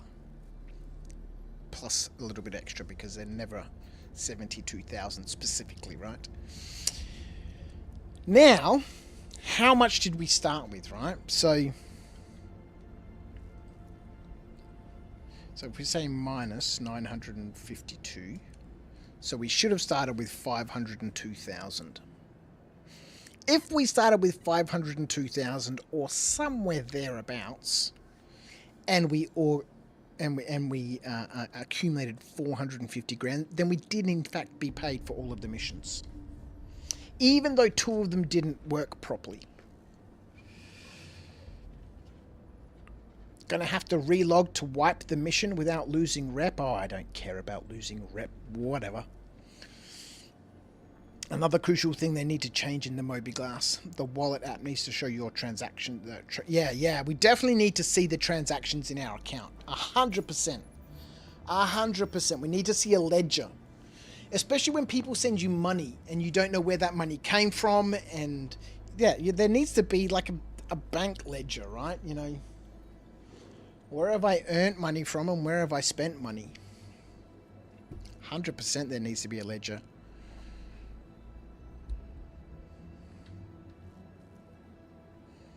Alright, what's next? Let's have a look. Let's have a look at our rep. For Covalex. Okay, so we've made a little bit of, movement. I think we were sort of just on the left-hand side of the arrow about there. So we've earned sort of a little bit over an arrow's width of rep. I like how we have to just use these abstract terms of measurements because they won't actually give us any numbers.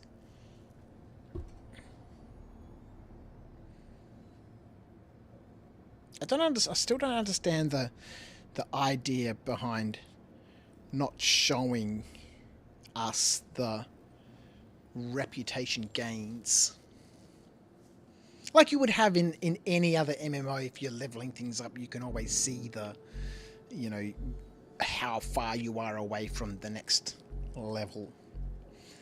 You know, that's what keeps people grinding, especially as you get closer and closer towards the end. You're like, actually, maybe if I just spend another hour killing these freaking warthogs, you know, I'll get to the next level, and then I'll be able to, you know, escalate to, you know, the water buffaloes, and then I'll come back next session and I'll go fight the water buffaloes. Actually, I feel like playing something like that right now, like Neverwinter or something. Right. So we've made a little bit of progress. Next contract, ladies and gentlemen. Next contract.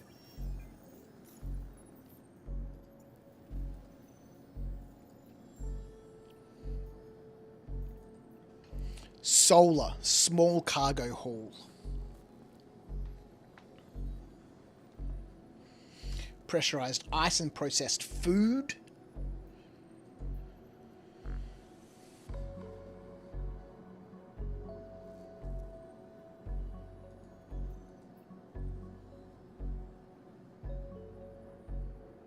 Just having a look at these two and trying to figure out why is this one worth 60k and this one's only worth 51, right?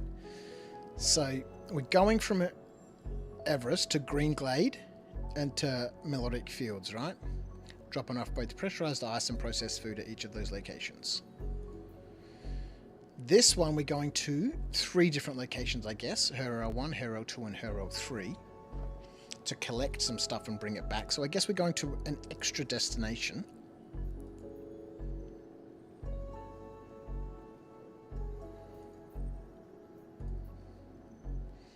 It would be nice to be able to sort these by value. Here's another one of those 72k missions. Here's 2 of them.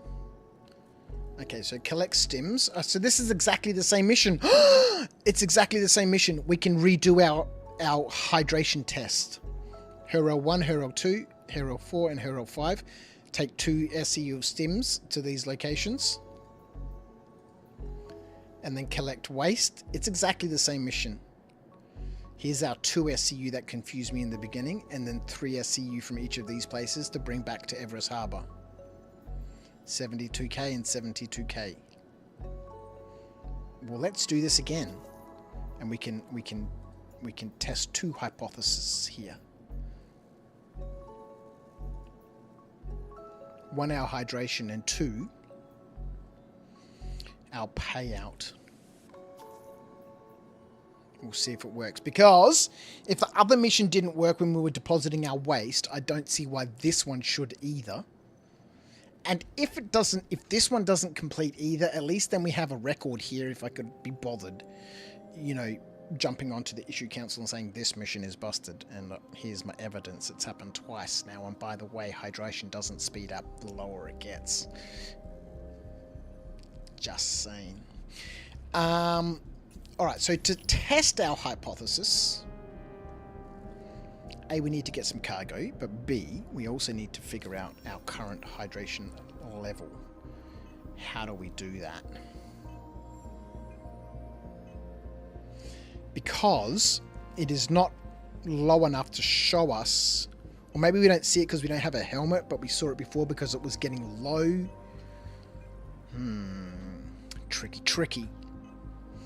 Tricky. Who cares, man? Let's go.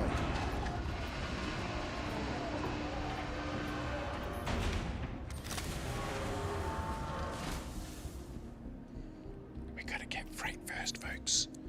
We gotta get freight first.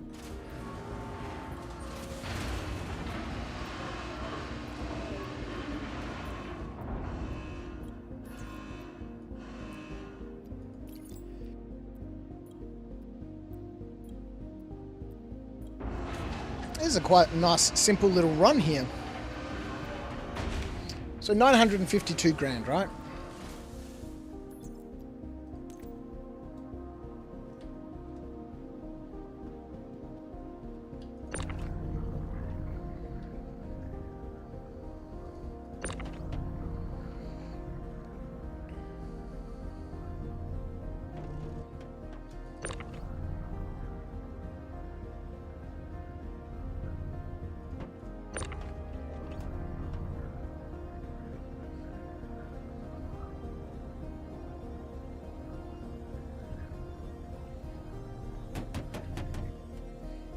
This is totally TV activity.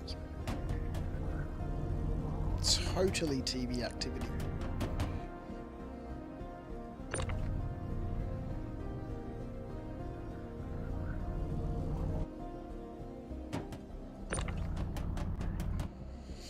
How could you make this a multiplayer sort of activity? Outside of just more people to move boxes faster. I guess there really are no activities in Star Citizen that I can think of that when you get more people involved, you can make more money.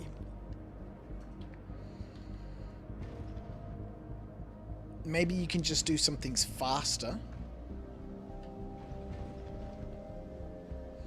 And thus, I guess, from a, you know, an income per hour perspective, make more money.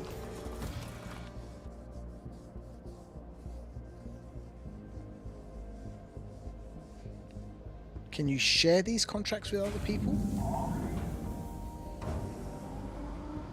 And if you did share them with other people, what would make it different from them just doing the contracts by themselves, yeah? Oh, we've got a hangar above us, right? Yeah. A roof. We have a roof.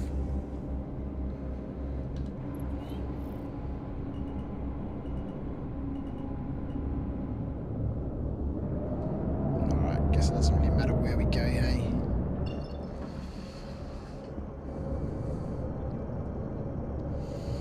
One doing maintenance on the ship, checking fuel and stuff like that while the crew is loading the boat.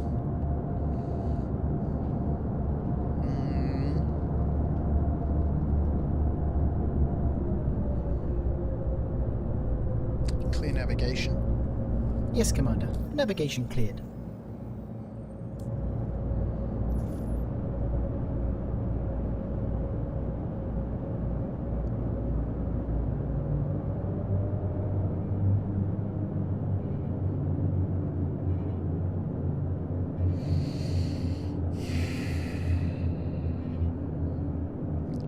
What is wrong with this freaking game, man? It's so annoyingly annoying!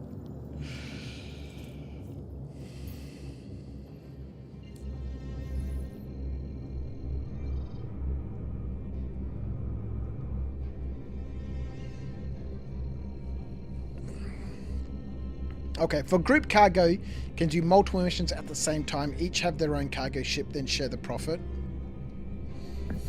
But if you're splitting contracts between people, right? Let's say for example, we're doing a $40,000 contract and there's 4 of us. If the contract is shared between 4 people, each person gets paid 10 grand, right? Or am I incorrect? For group cargo, you can do multiple missions at the same time, each having their own cargo ship.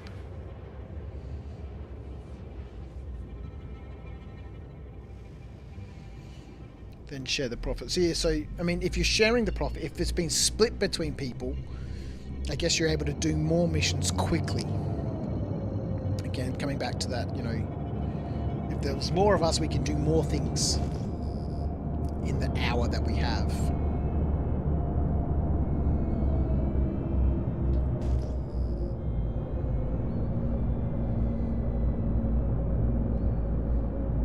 Contact landing services. Understood, Commander. Request has been submitted to landing services.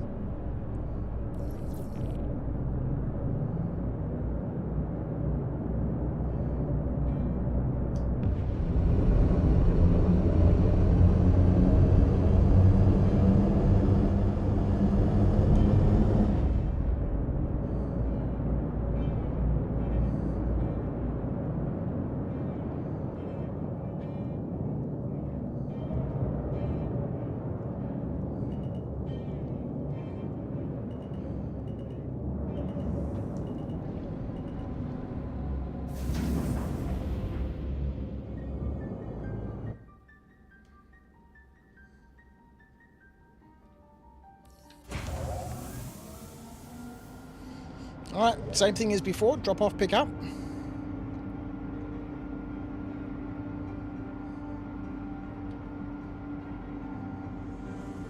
And this is a nice simple little contract that you could do in quite a small ship.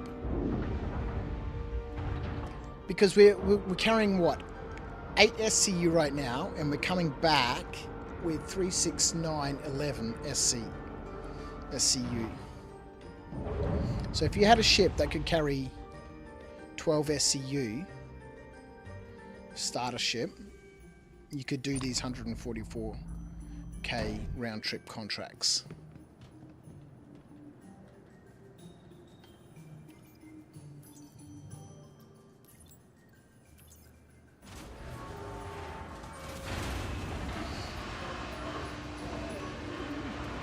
Alright, so we were on 952, right? I want to see, now that we've completed part of the contract, have we been paid part of the money?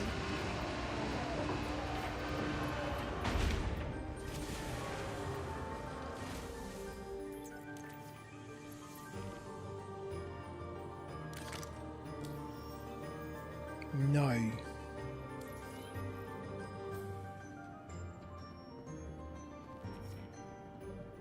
I think at this point, if we submitted the contract, we'd be paid for the part that we've completed.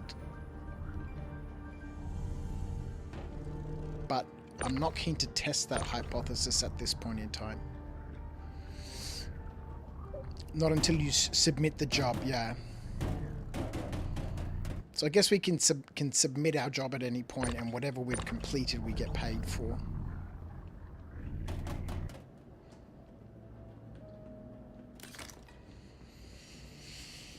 For an org, can send fleet of cargo ships out to do missions. You're going to have to be a bit more explanatory of... You're going to have to give me a little bit more explanation, Solar God. For an org, talking about group cargo missions. For an org that can send a fleet of cargo ships out to do missions.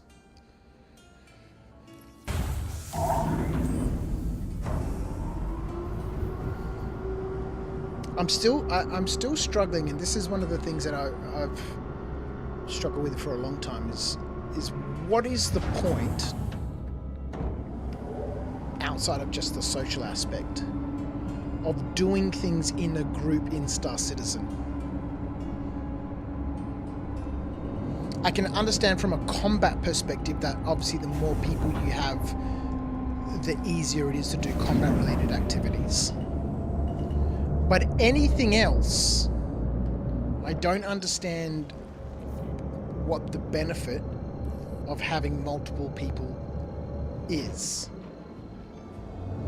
Because as soon as I get more people involved in an activity, or as soon as you get some more people involved in an activity, the less money everybody gets, right? Is that loss in revenue per person, equivalent to the time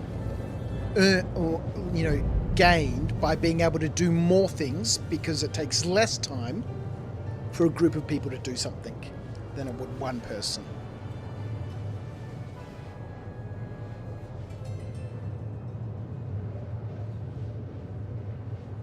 I don't know.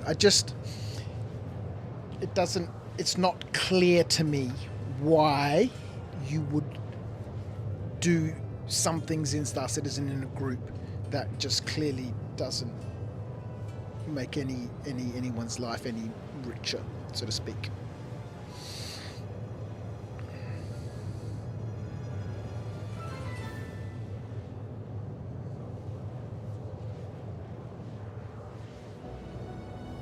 I don't know. I'm thinking at the moment about rock mining, for example, right? If there were 2 of us rock mining,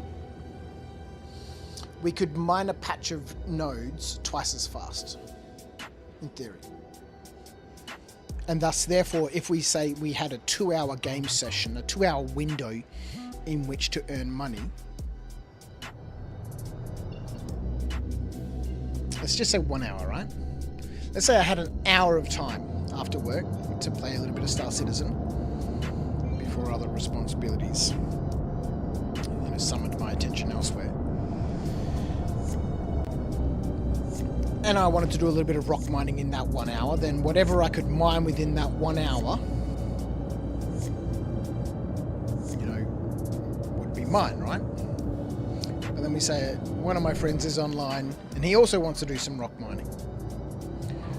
What is the benefit of us doing rock mining together? Because in that 1 hour, if we're able to mine patches of rocks twice as fast, how is it any different than him just spending an hour rock mining and me spending an hour rock mining?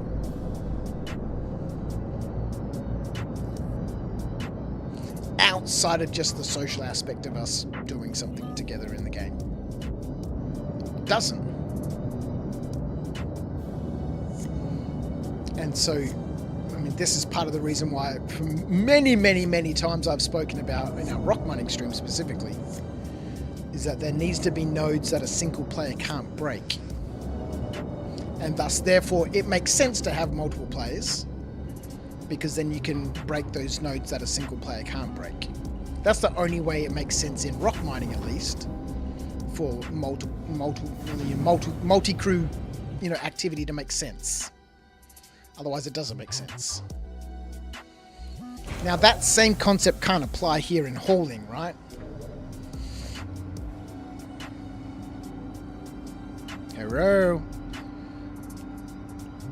What's the largest size box? It's 32 SCU, right? And we can lift a 32 SCU box by ourselves with an Atlas or with a max lift.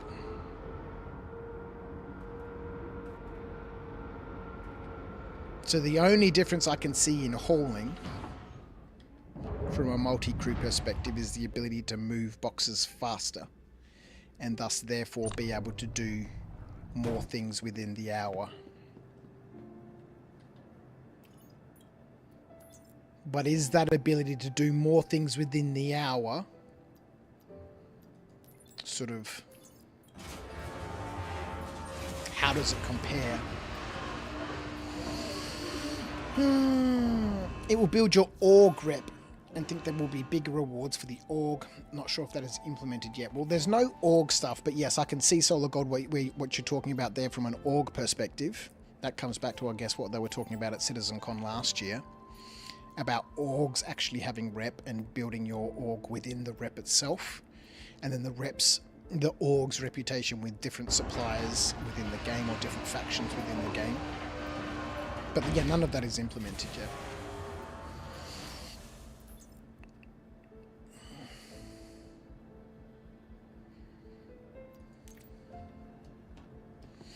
I don't know, there just doesn't seem to me to be any sort of significant benefit in doing things with other people, which is really disappointing.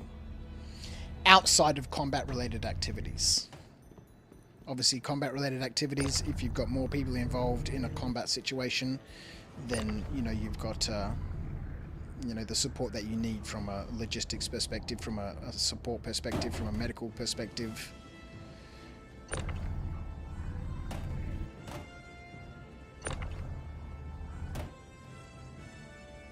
But from an industry perspective, there doesn't seem to be any benefit in doing things in groups.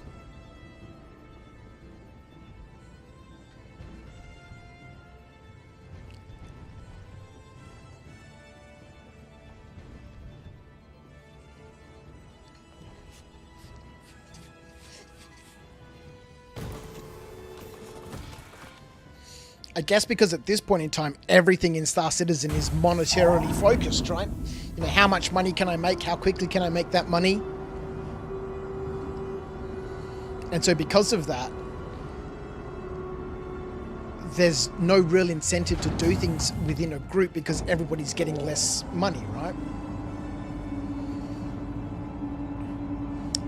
Outside of what Solar God is saying and what I said before, outside from the social aspect, yeah, it's just good time playing with others.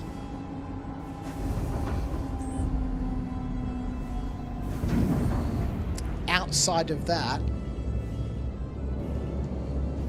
it's not necessary to have other people to do anything in this game, which is, disappointing. Well, outside of combat-related stuff. combat-related activities. You know, I'd like there to be benefits in terms of doing things with other people. And, you know, those benefits don't necessarily need to be from a monetary perspective. Like, for example, if you did these hauling contracts with at least one other person, you'd earn more reputation, or some other such, you know, variable that that has an influence on things outside of just the monetary gain or splitting revenue between, you know, people. Or the station's not going to let you out, Calypsia. Hangar request isn't doing anything. I love having to use the comms MFD. Man, that's how I used to play the game all the time.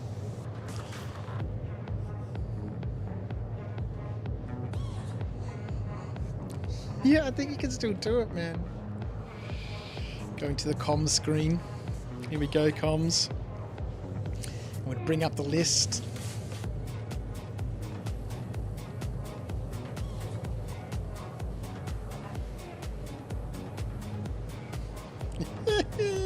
Boy.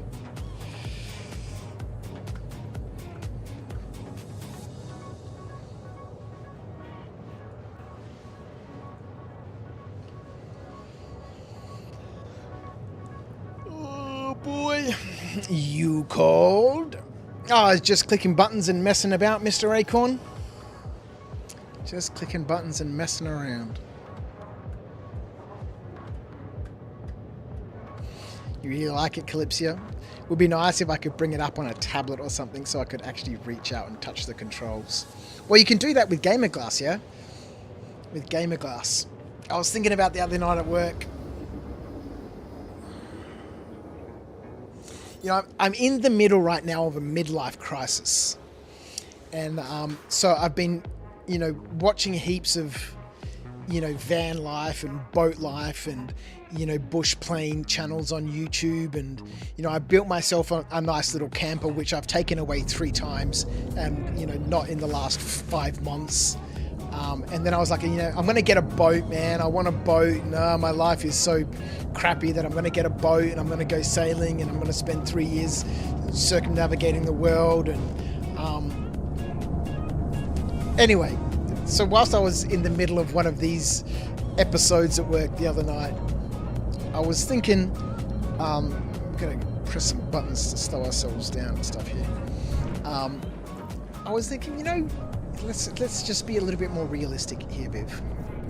Somebody had mentioned Gamer Glass in the chat last weekend or whatever, and I was talking about, you know, building a sim pit. And it'd be nice to, you know, I've got a whole bunch of material here in my sheds and stuff out the back, and I could build like a nice little cockpit here, put a whole bunch of little 7-inch or 9-inch, you know, LCD screens. You know, they're not too expensive. You know, put a whole bunch of those in and get, you know, Gamer Glass on operating on all of them. Good old boat life, hey? Yeah, bust out another 1,000.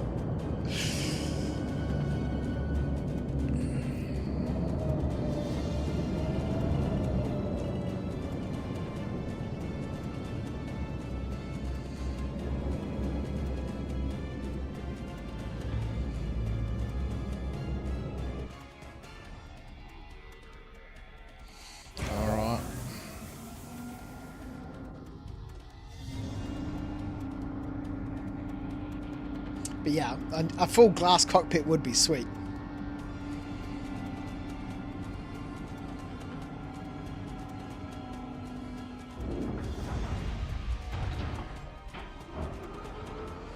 Alrighty. I wonder if this mission respawns again after we've finished this one. Because this is quite a nice little simple 144k run. I don't know how long it takes, but you know, it's simples.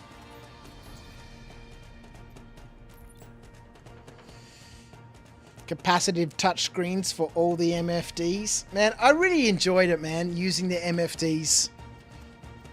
And then obviously as they brought in more hotkeys and all that sort of stuff, when I discovered that there was all different sorts of hotkeys, it sort of changed everything. And then obviously they add more and more and more hotkeys, and therefore it's not really necessary to have to use the MFDs for anything, which is really disappointing because it was a part of the game that I really enjoyed. And now that, you know, yes, I could make the decision not to use hotkeys and always use the MFDs, but come on, man, I'm a human being. If someone says to me, hey, listen, it's much easier just to do it this way, I'm going to freaking do it that way, aren't I? Like I've said so many times, it would be super difficult for me to play A Life Uncharted off stream, which is why I only ever play Argo on stream, right? Because it would be just so tempting just to go, fuck it, I'm just going to do this instead. Which is why I only ever stream A Life Uncharted. Because I could never play it in real life. Because it's just so brutally difficult. Mr. Jim Flag, how are you? Space trucking today. We're in a top hat. We're in leather shoes. We've got a leather coat on. We've got some glasses. And we are space trucking. Doing a little bit of hauling. Checking out these hauling contracts.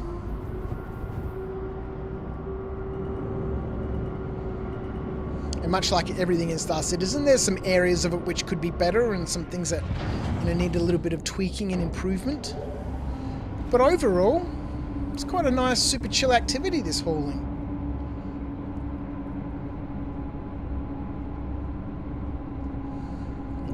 I said before, it's like a TV-related activity.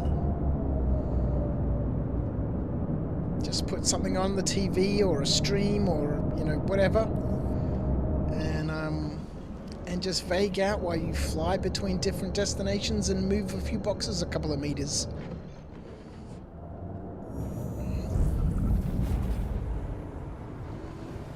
Alright, we'll go take these stems up to Referral 1. Pick up the waste there at Referral 1, and then we'll bring it all back to Everest Harbour, and that's another one done. So we are 952,415. So when we drop off these stems here at Referral 1, that'll complete the first contract. So we'll get paid, so we need to make sure that we check our balance after we've been paid for that first mission, for that first contract. And then we'll see if this second contract, bringing all the waste back, fails again. Only Crouch could lose health doing hauling contracts. Boy, you know it.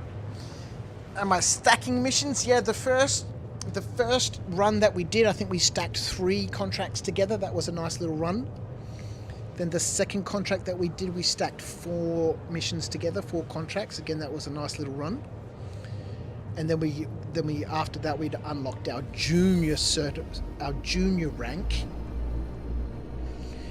And so for the first mission, we're doing the same mission again right now. We stacked together 2 missions. Take some stims out to her L1, 2, 4, and 5, so that was the first mission, and then the second mission was from her L1, 2, 4, and 5, bring back 3 SCU of waste from each of those locations. So we're just doing our final drop here of our stims. Hello, McFry! So we're doing our final drop and our final pickup. Get fucked, you shitty cunt. This freaking game, man. Oh my word.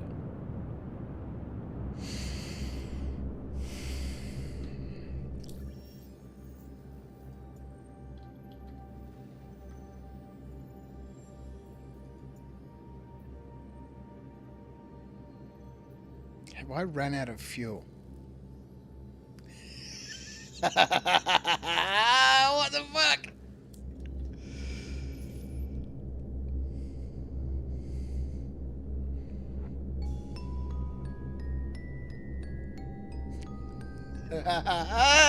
How?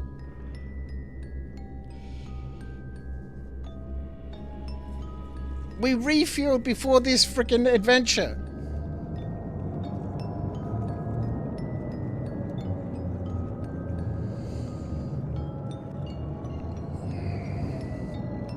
out of gas. Yeah, it must have been that refuel bug. That's frustrating, man. Because we refueled, but I didn't store the ship and retrieve it. I just refueled the ship and expected it to work, and off we went. Yeah, sometimes you have to store and pull the ship out for the refuel to work. Yeah. Yeah. We didn't do that bit because we were in the process of just, let's go hauling. So we refueled and then we took off. Need a cargo hauler to rescue you? No, we're going to have to finish up shortly anyway.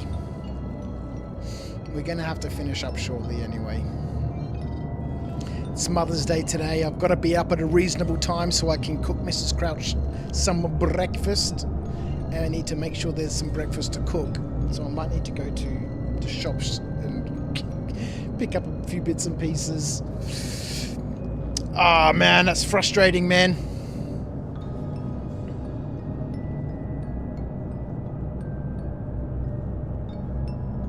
It's frustrating.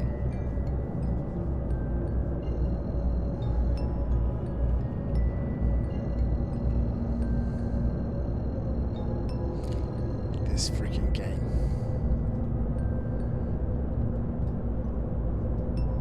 This freaking game. Oh boy.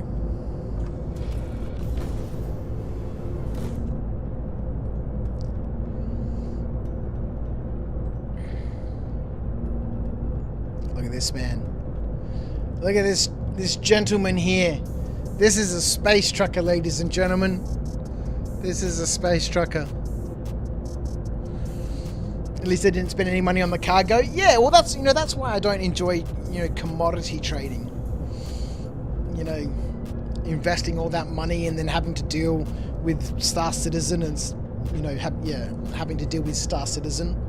If Star Citizen actually worked properly all of the time in every aspect of the game, which I understand is a very big ask. No games like that. Then I'd probably do more commodity trading because you can make big money with it, but it's just way too risky.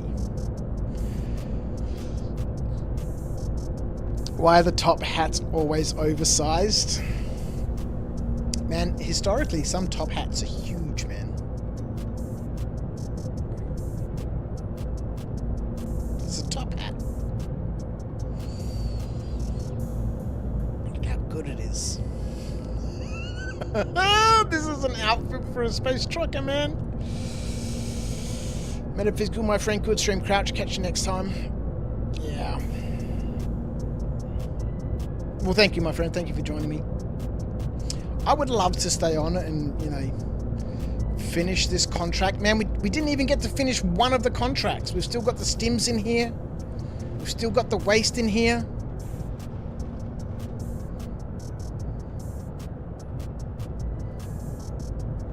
Don't even get to test our hypothesis. Oh, actually, I guess now we could hand in part of the quest, right? I guess we could submit part of it.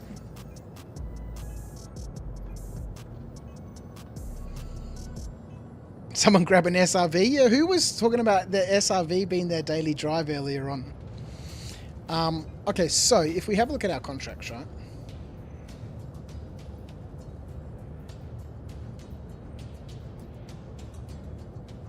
So we've completed 3/4 of this, right? So I guess if we submit it, 942,415, right? If we submit this, we should see at least 3/4. So this mission is what, 72k.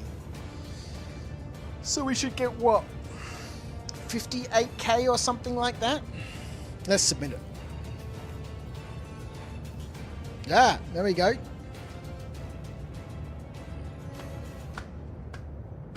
And if we submit the other one, I guess now we've got cargo here, don't we? Yeah, there's these extra stims, which are going to be useless. So we can't sell these stims now, can we? And then we've got this other contract for this waste. I guess we could just turf all of this out.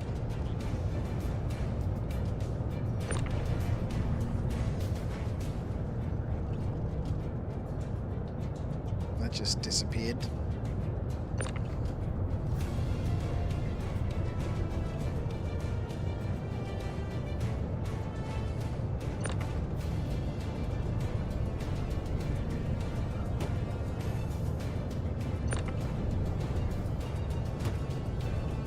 We are moving at a bit of a clip.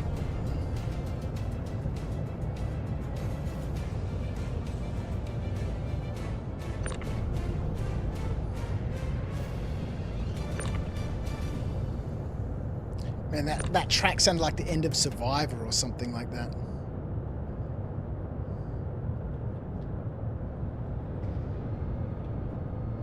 Alright, that's our freight gone. Now the other contract, we haven't even done any part of it. So if we submit it, we should get nothing. Yeah.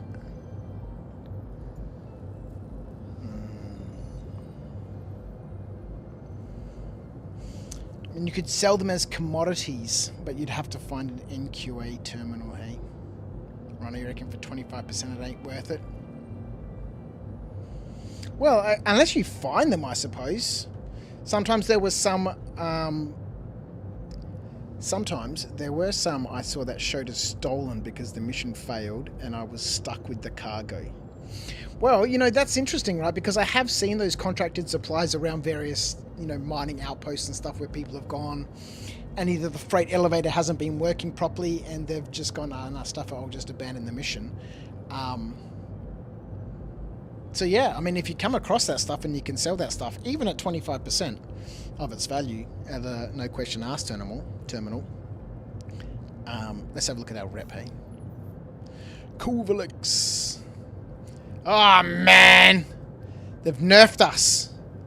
They've nerfed us all the way back to not eligible. We can't even get hauling contracts anymore.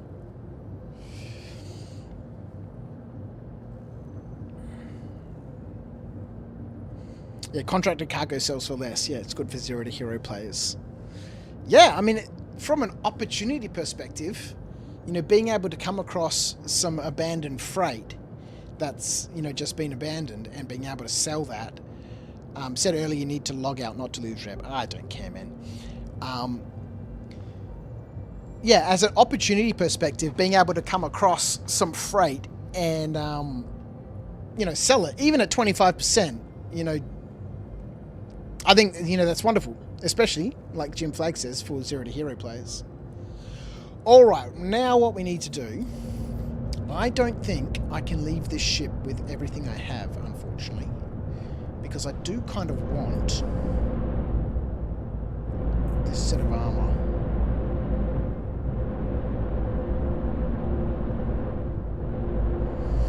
Do I want the clothes or do I want the armor? I definitely want my freaking top hat.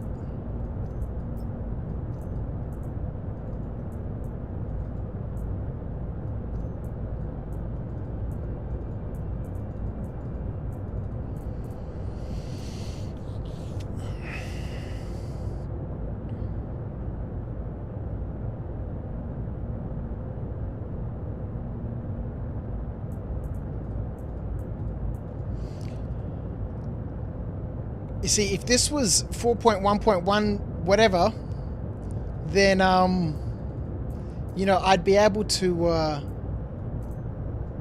log off. And then, you know, when I logged back on, it would log me back onto the same server, but at Everest Harbour, or the last place that I landed. I could then get like a small ship, like a Pisces or something, and then QT back out to my abandoned ship. That jacket.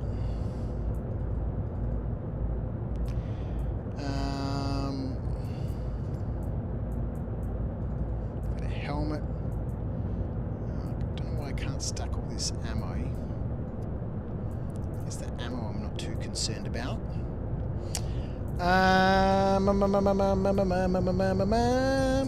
We could equip that multi-tool. Alright, that's our locker empty.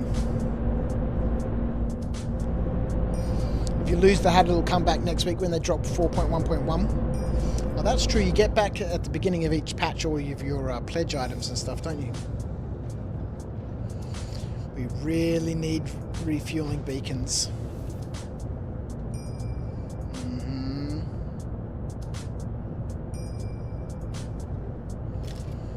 Alright, let's get our P4.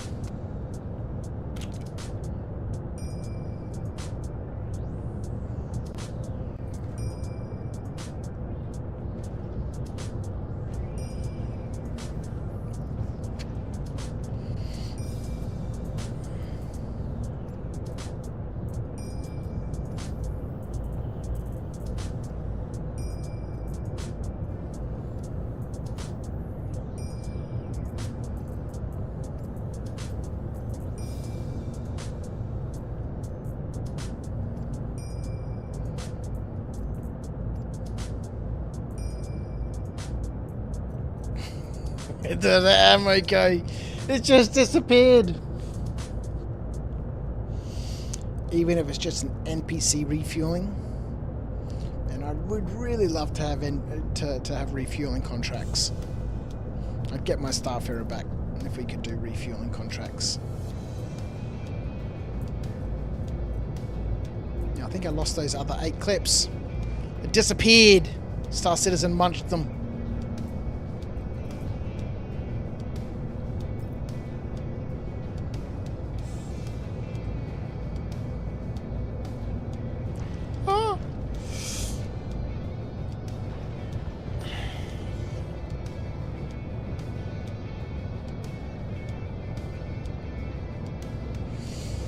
You don't think the refueling has been fixed, Mr. Flying Wombat?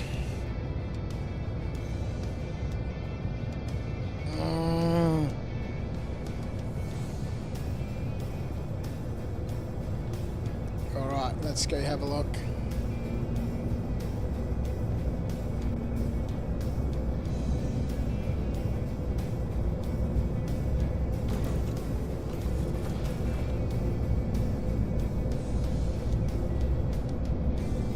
Space.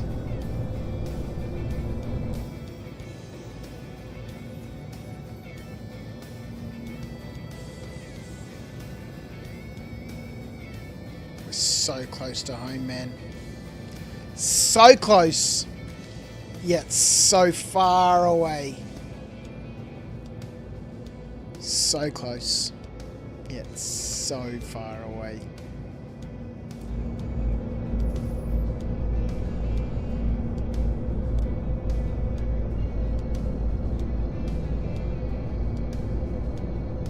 At 999 meters per second, it'll take us a long time to get there. Ladies and gentlemen.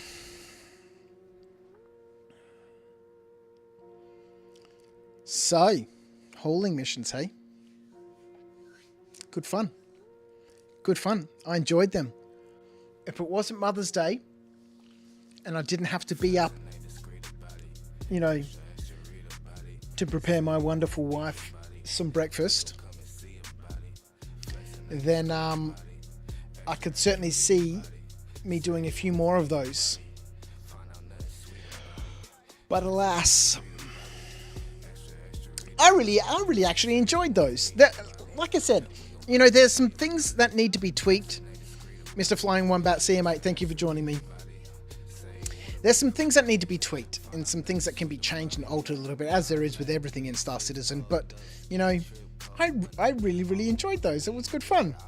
I can see myself doing more of those. Let's see what sort of raid we can queue up on the old Twitcheroo. We'll pass it along. Huge thank you to Frozen Gaming SG for his raid earlier on, bringing his community in. Thank you to Jason the Bruce for resubscribing. Flying Wombat for the follow. Did have a few people unfollow us during the stream, so obviously my ranting and raving doesn't suit everyone, but that's okay. Appreciate you all. Alright, let's have a look. Mr. Jim Flag, have a wonderful day, man. Thank you so much. Slash, you unfollowed, did you? Slash, lack of content. I know this These streams once a month sort of business is just not cutting it, isn't it? One stream per sub cycle. Skeet. Take care, my friend. All right, let me see where I can send people. Who's on? Oh, Metamorph is playing June Awakening, hey?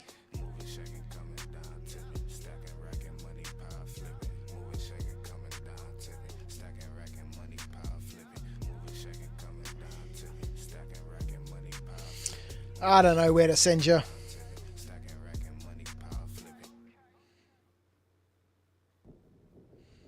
send you over to Vargraven. One per month if we are lucky. I'll send you over to Vargraven. I think we rated him a couple of weeks ago.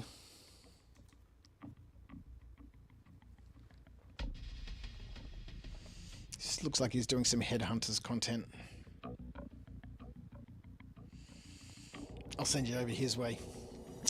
It's been absolutely wonderful. Thank you so much to everyone who's been chilling out on with me over at YouTube. 5 likes tonight. That's enough to complete one high five. Legends. I will see everybody. We'll see. I've got to take Charlotte. Charlotte and I and one of her besties are going to Gracie Abrams' concert tomorrow. So maybe there will be no stream tomorrow. We'll see. We'll see. I'll catch everyone next time. Let me get this raid sent over, and I will catch everyone next time. Look at that Winky move. That was something new. We're evolving.